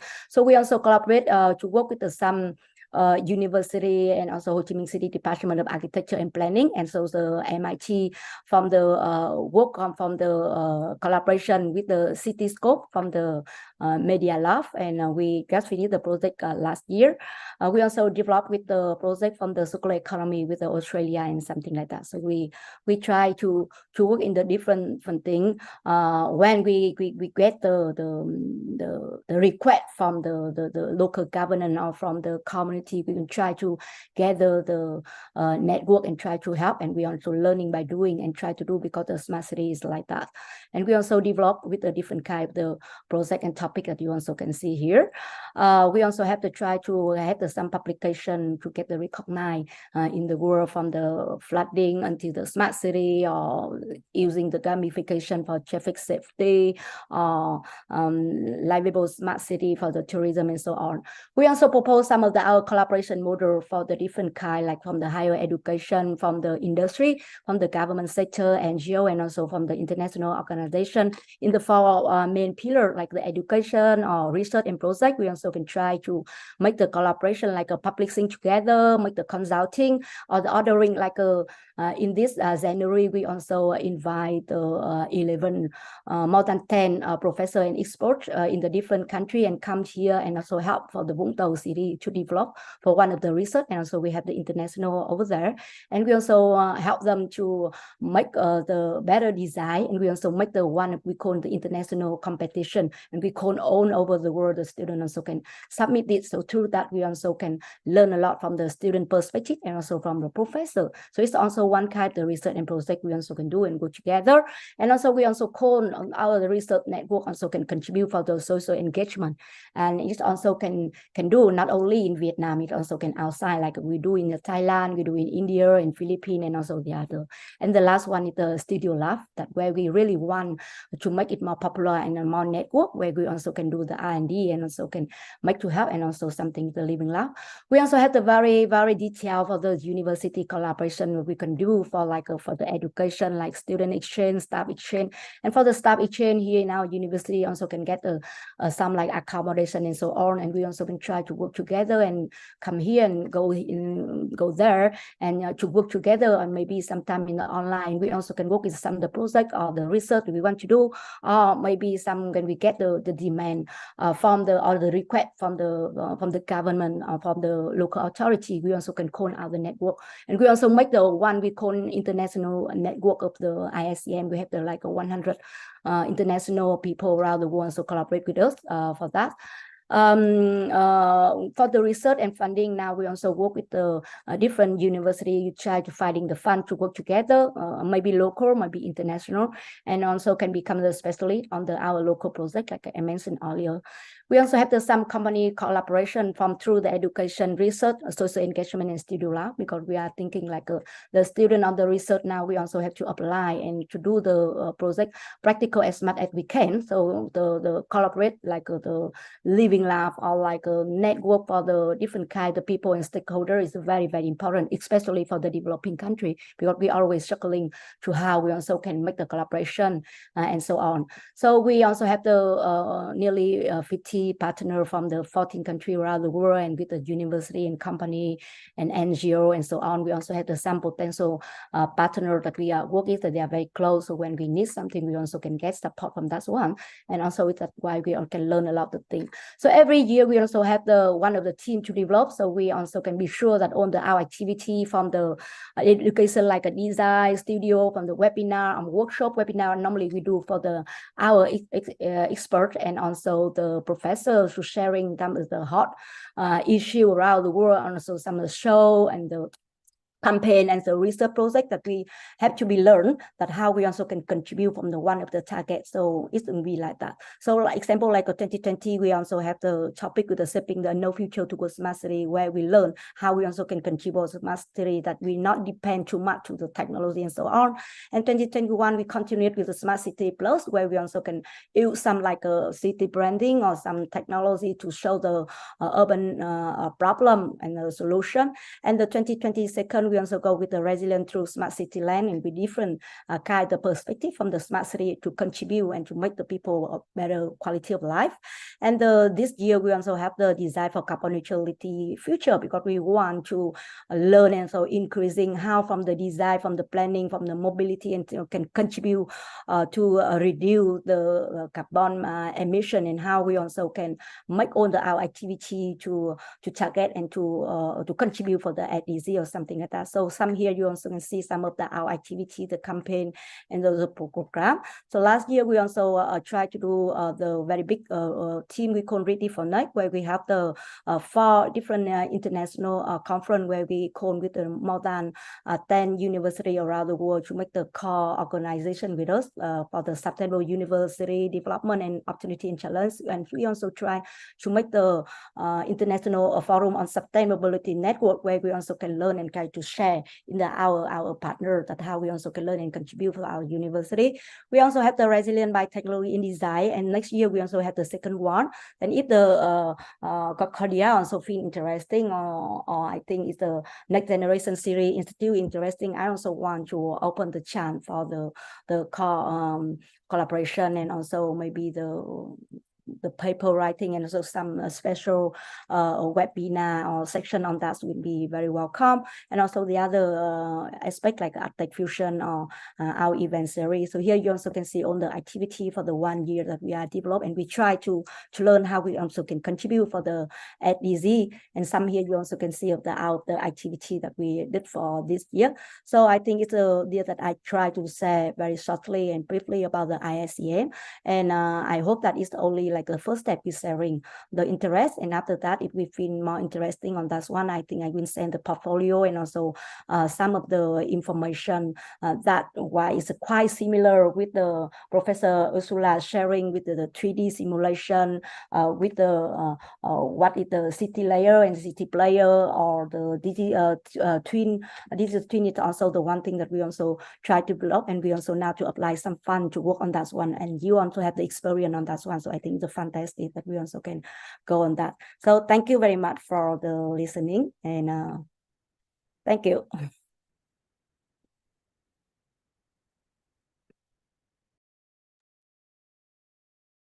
I think you are in mute, Natalie.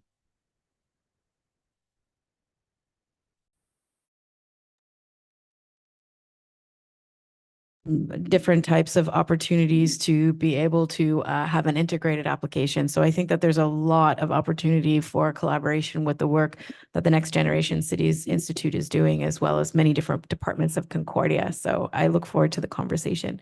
So I'd like to be able to welcome Professor Andreas Atheniadis, for the Director of Concordia Center for Zero Energy Building Studies here at Concordia. I'm excited to hear what you have to add to the conversation. Thanks, Natalie. Maybe he needs a slide. Okay. The director of this. Okay. My presentation is separated into 3 parts. First, I will be talking about the roadmap that we call it with the Canadian Academy of Engineering on resilient ultra-low energy built environment with deep integration of renewables. Then I'll be talking a bit about the voltage initiative that my friend Karim introduced before, and that we're in the leadership team together with Ursula and Karim. And then a bit about the work we're doing in the center. So go to the next one, please. Maybe move a bit, the slide is a bit cut off. Hello? Okay. So first about the roadmap. The Canadian Academy of Engineering is a very prestigious organization of engineers in Canada, bringing together the best engineers in the country, both from academia, industry, and other sectors. And they initiated the roadmap to provide advice to the government, the different levels of government, on policies and measures to achieve net zero energy built environment, decarbonization, and resilience also. So our center, which includes about 15 professors at Concordia and from other institutions and many industry partners, partnered with the Canadian Academy of Engineering, and we nearly completed this roadmap report this year. It's still undergoing review and some modifications.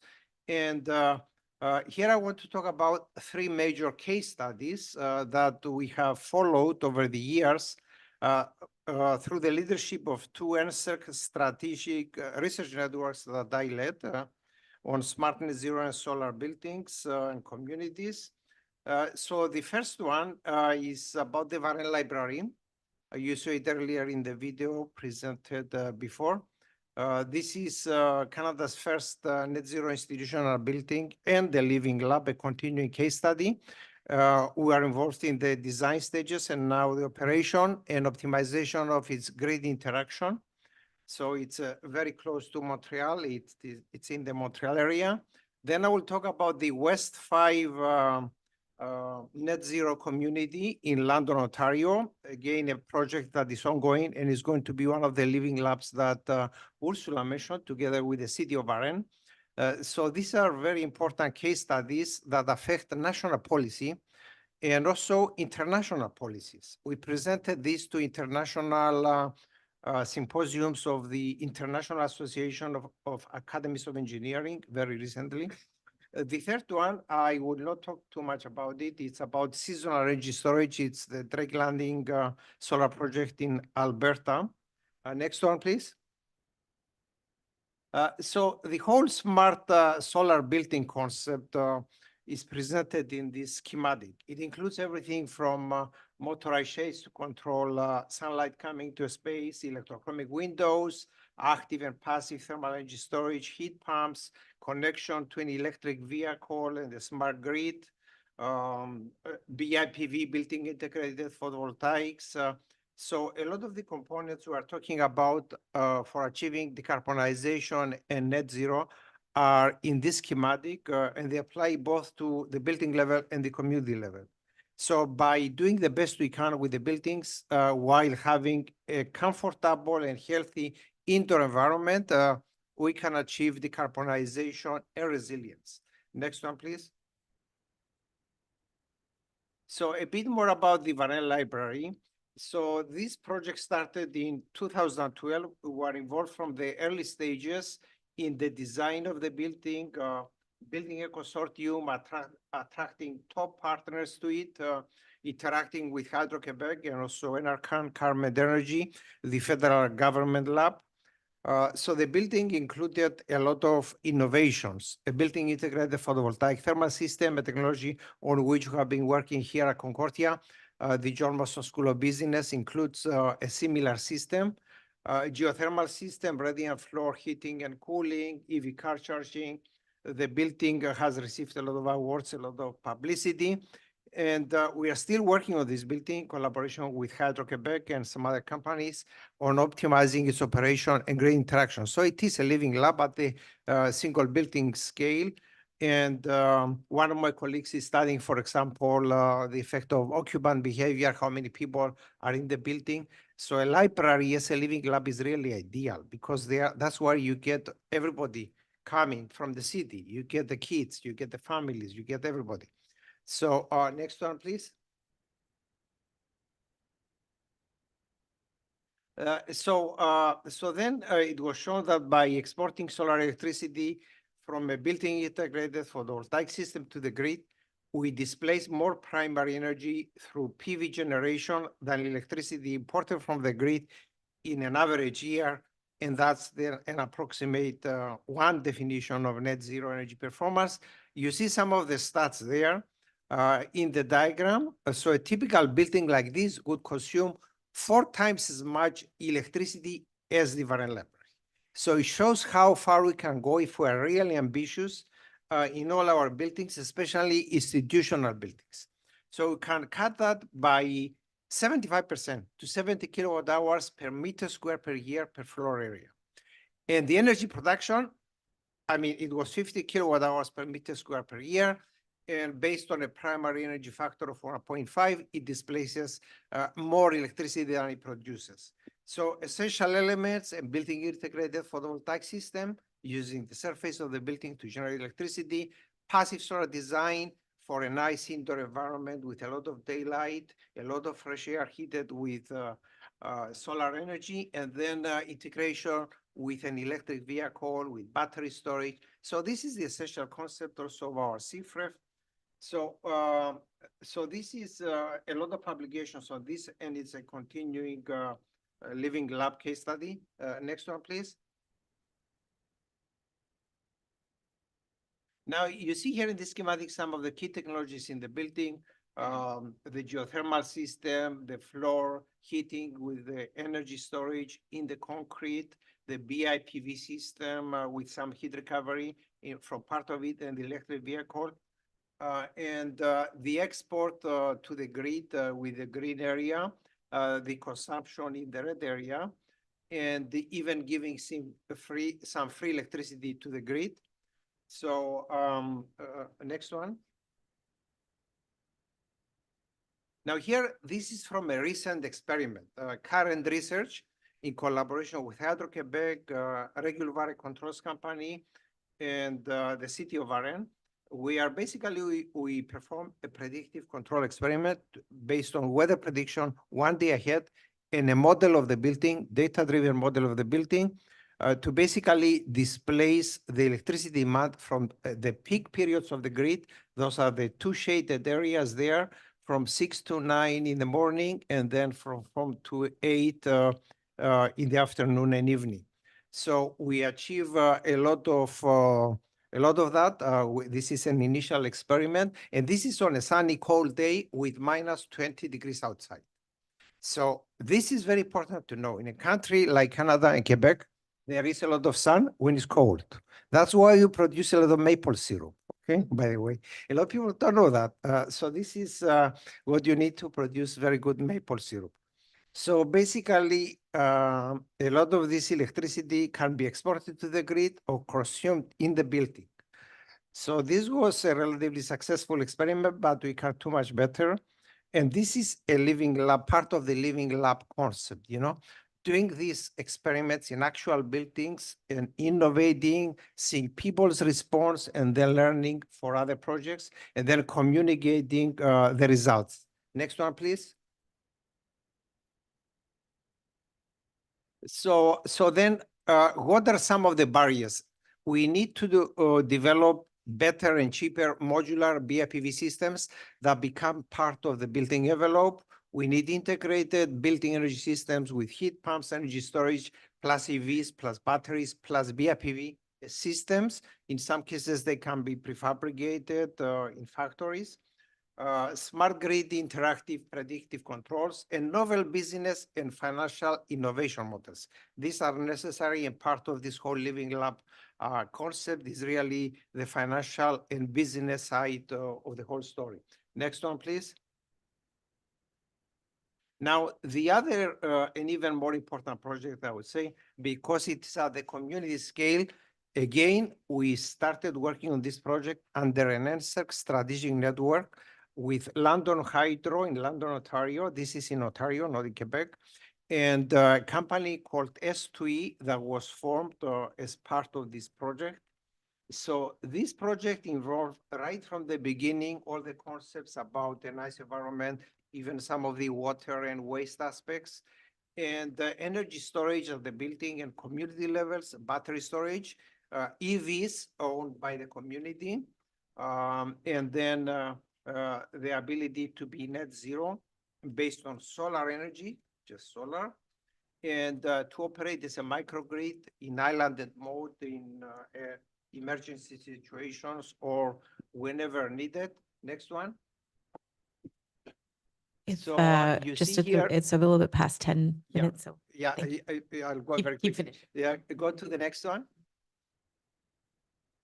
So you see some of the design concepts from our graduate students, now associate professor in our department, Caroline Kanshem, Vermet, that were used in the design of this community.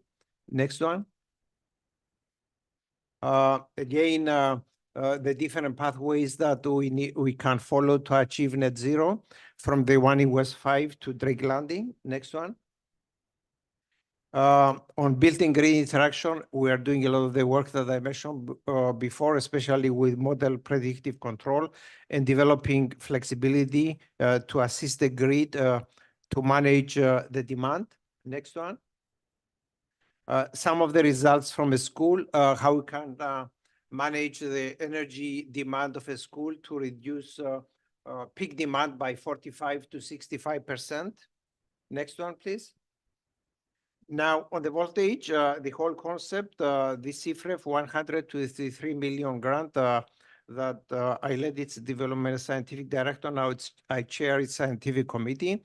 We expect 144 professors from Concordia to be involved in many research centers, including all the ones that are here today. The three themes and the three platforms.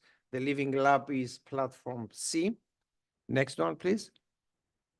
Some of our facilities that were shown before, the Futures Building Lab, led by my colleague Huage, and the Solar Simulator Lab. Next one. You can see here some of the work being done with an integration of an electric vehicle, smart charging, use of the vehicle as a storage device.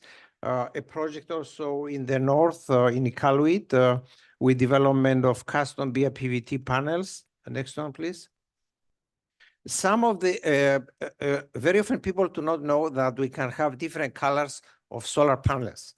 Everything from brown to white to black. So they can be seamlessly integrated into the architecture of a city, the public spaces. And the last one. Okay, so the main conclusion I want to deliver to our friends in Vietnam, and I'm getting my first Vietnamese student, by the way, in January. So is that decarbonization resilience need to happen together for optimal results for society. Integration of electric technology like BIPV, heat pumps, battery storage, EVs is a key to achieving this objective of decarbonization and resilience of cities. We need innovative policies, programs, and regulations. That's where we can collaborate with Vietnam. We have the roadmap. Are you doing a similar roadmap, for example? Maybe you can discuss to share experiences, roadmap for the two countries. So that would be at the national Canadian level and the Vietnam level. We have the APEC, in which both Canada and Vietnam participate. We talked before with China and also with Korea, and I think we can talk with Vietnam. Discuss synergies then between the roadmaps, learn from each other, and then possible collaboration and demonstration projects of net zero buildings and campus living labs, like my colleague Ursula mentioned. So this is going to be very important, the living labs and demonstration projects. And I look forward to expanding this relationship with Vietnam and really between Concordia and Vietnam, and also between Canada and Vietnam and Quebec and Vietnam, of course. Thank you. Thank you very much, Professor. I think that there's a lot of great case information that maybe could be shared between the different countries as far as technical information, and I think that's very exciting. So I'd like to welcome our last speaker, Professor Tran Tien Can, Director of the International Affairs and Scientific Development, Dong Nai Technology University. Welcome, Professor. Good morning, Canada, and I want to express my gratitude towards all of my friends and everybody for having me here today, so I can have a chance to speak about the change to building a smart city in our country. So now I will share the slide.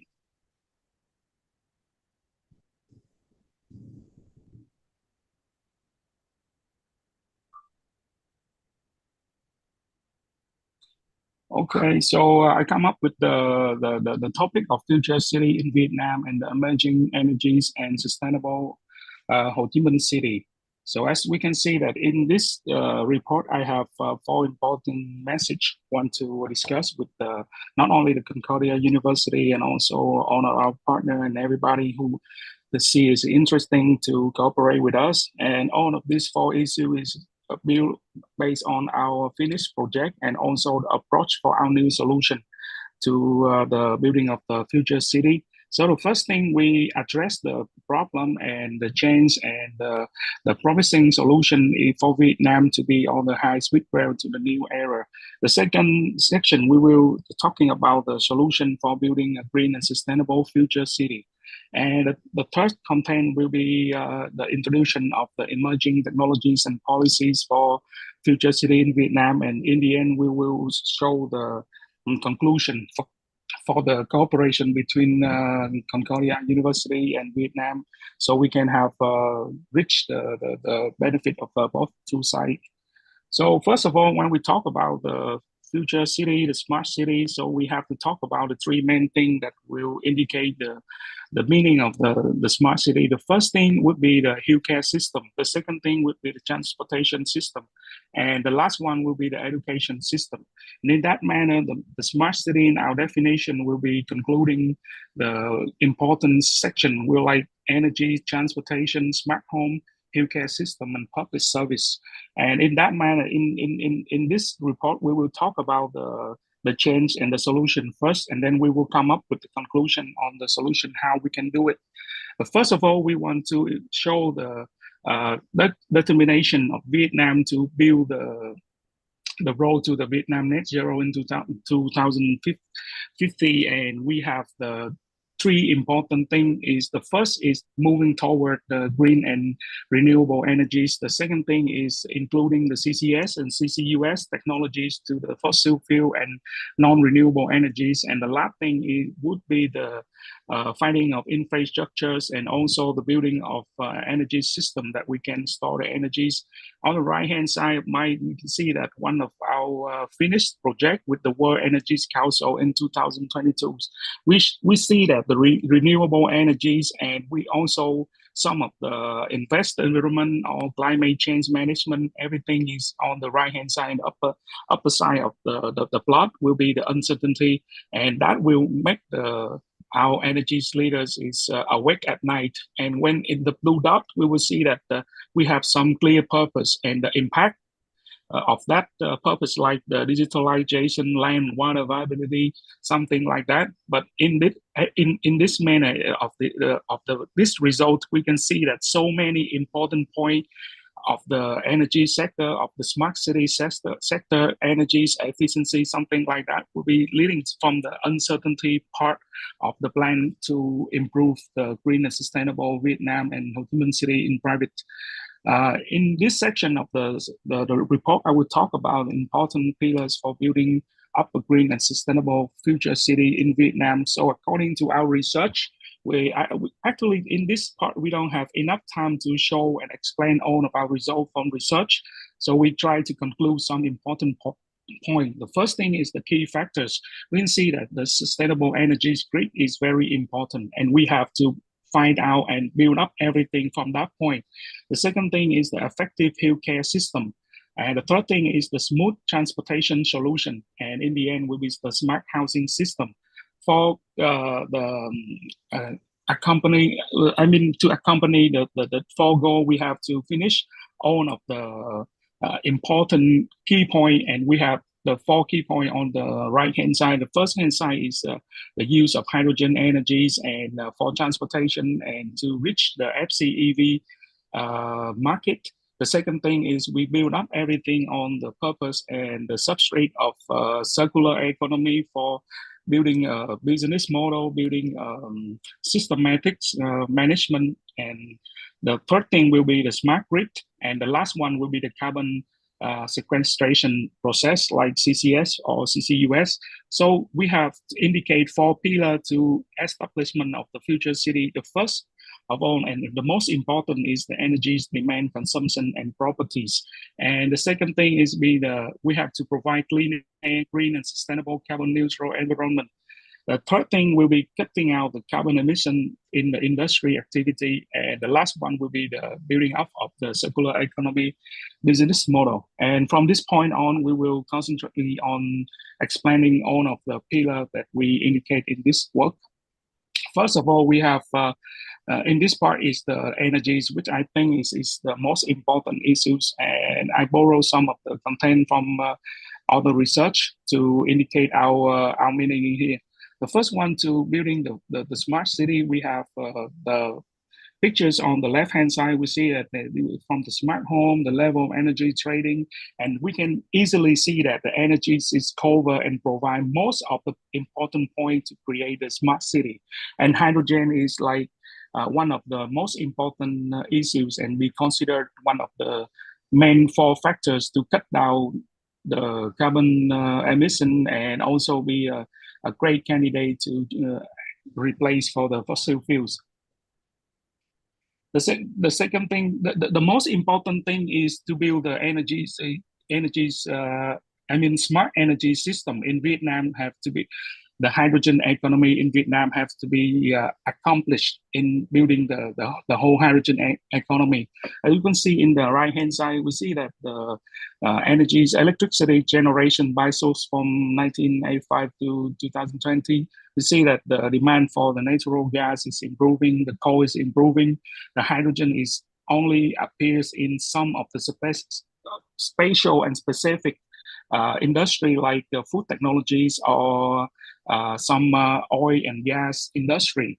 So in that manner, we have to provide the two important ideas. The first one is the smart grid. If we can have some project and some provide funding and or some help in the technologies and technical issues for building the smart grid, we can accomplish the need for the building up the hydrogen economies. From that manner, we can see that we can build the circular hydrogen economy from the biomass and waste energies, and which means we can use the waste and the biomass in Vietnam to turn it into energies.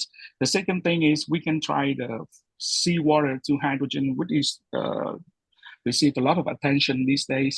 The third thing is the adopting of a strong fuel cell tech to enhance the FC's EV and FC's and fuel cell system for housings and annual use. The hydrogen storage and infrastructure should be prioritized because, for example, in Vietnam, to build the production of hydrogen energy is not important as the building of the infrastructure of hydrogen storage, because one of the most heavy investment in industry in the world right now is trying to build the effective hydrogen production system, which is like our neighbor China have some great achievement for building the power plant of hydrogen production energies on the sea, and then they can do the transportation for both of the selling or using in the country. And the last one would be the application of the smart microgrid to increase energy efficiency and decrease energy wasted. About the transportation system, we have some of the suggestions and from one of our finished project in Taiwan. So in Vietnam nowadays, the VinFast is quite famous and everybody know about the EV from VinFast, but actually like look at the way of China's building their hydrogen economy. They have a goal in 2035, they have about 10,000 FCEV, and FCEV is one of the great important vehicle that we can count on in the future, because it's not only help us to step away from the dependence of fossil fuel and also help to reduce the carbon emission, and also have the great way to increase the efficiency of the transportation system. Nowadays, there's some of the renowned product like the Toyota Mirai is one of the great production for using the liquefied hydro to run the car. And in here, we can also have some suggestion about the way that we can transport the hydrogen from pipeline or storage. And nowadays, there's so many options to transportation and also distribution of the hydrogen. Some of the country like Sweden, they try with the pipeline, and some other country like Australia or Japan, they try to use storage and transport by heavy vehicles. But actually, to the new energy distribution, we're up on our 10 minutes. So if you could just do a little bit of a synopsis of that. I'm sorry to bother. Okay. So in here, we see that the building of the energy distribution system is going to be like the very important, because the increase of CAGR is like it continues to increasing. So this is mean we have a better market, better investment, and a lot of space for improvement. For the healthcare system in Vietnam, most important thing to increase is like we apply the digitalized healthcare system in Vietnam, and we can have some result on the left-hand side because the difference between the public hospital and private hospital is quite clear. In here is one of some of our finished project with the Heineken. Actually, my project is for the Heineken company in Taiwan, but this one is from Vietnam. So which means they building the circular business model from the waste to the energies to the wastewater system and anything like that. And the second project is from the canal, and we also use the waste from the agriculture to turn it into some additional value-added product. And reduction of carbon emission is playing a very extraordinary role during our process, because we have to use the CCS and CCS tech, including the production of hydrogen energy. So the blue hydrogen would be the prioritized product in Vietnam, and to use the right CCS and CCUS technologies would play a very important role during that process. And in one of our last mention is about the creation of something extraordinary. So in this part, we introduce our product that we have already sold to the market in the Taiwan. Is we prepare a kind of electrode from the waste of agriculture, and then that waste can be produced to use at the electrode from the electrolyzer to produce the hydrogen from seawater, and this is our newest product. And of course, we have some come up plan for that. And in the end, we show the roadmap to the future city of Vietnam. We see that if Vietnam is set to lose about 10.7% of GDP climate to deal with the climate change by 2030, and the future of the smart city, building up the smart city, can help us to deal with that. So actually, my time is up, and I don't really have enough time to explain the result from one of our others projects about the roadmap for the future city. And the conclusion, we have 4 clear conclusions, so we can have some cooperation and we can have some achieve some great achievement together. So the first thing is about energy issues. We have to improve and switching to new energies, move away from fossil fuel. Education, we have to have build up the manpower for the new era of energies and smart city building. We support the raising of awareness of activities, because the smart city can be a smart city if we don't have well-educated and also citizens. And the third thing is the systematic establishment. We have to take acquaintance to building and using the circular economy model and smart utilization of biomass and agricultural waste. And the last one will be the policies and cooperation. So once again, I want to say thank you and having me today. And yeah, this is the end of my report. Thank you. Thank you so much.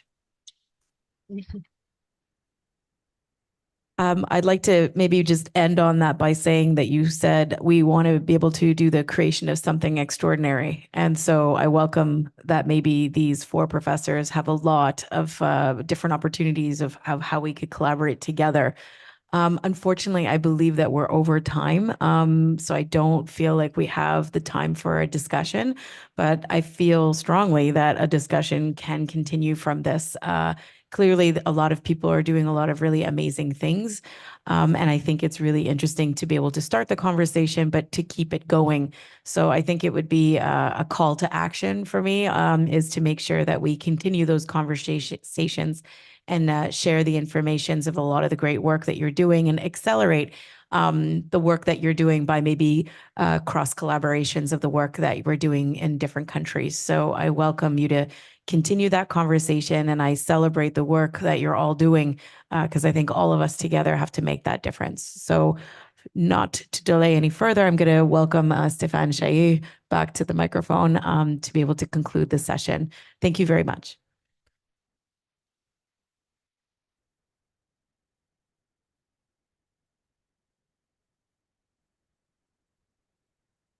I was quite impressed by everything I heard today. There's a dichotomy that came to my mind when I was listening to all of you, is that when humanity is facing the biggest threat, which is climate change, and we're trying to work together to tackle the energy transition, 12, 13 hours away from Montreal, I've never seen so much alignment between 2 organizations. So the research community and the university are really teaming up and focusing on what matters.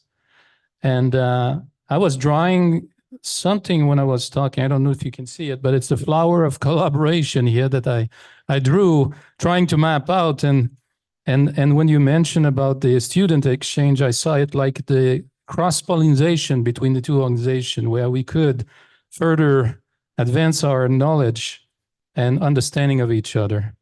The STEAM is the living lab of this flower. Everybody's talking about living lab, and I understand why, because we want to be pragmatic. We want to test, validate, and by sharing notes across those 14 or 12 hours time difference, I think we can further advance.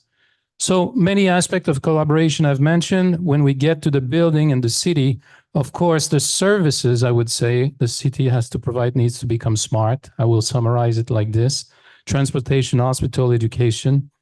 Everything is about creation also of new business model to make it work. The financial aspect is paramount to allow the cash and the finance institution to keep up with the transformation. And the city is at the heart of where we live. and it's under threat. And if the city is not reinventing itself, even the countryside is going to be affected by that, because this is where most of the people live. So I want to cut it short. There's so many aspects of collaboration. I thought I would come to a short list. I was asked to do a short list. There's no short list. There's many aspects, but there's many that we all work together between the two universities. So thank you so much to the people abroad. You're doing a fantastic job, and you're really impressive. Your work is really aiming to make an impact, and we thank you for that. And thank you for the organization and to our panelists here. Thank you so much. Thank you for giving the chance to sharing the thing. I do hope that we can have this cooperation in the near future. Thank you. Thank you all.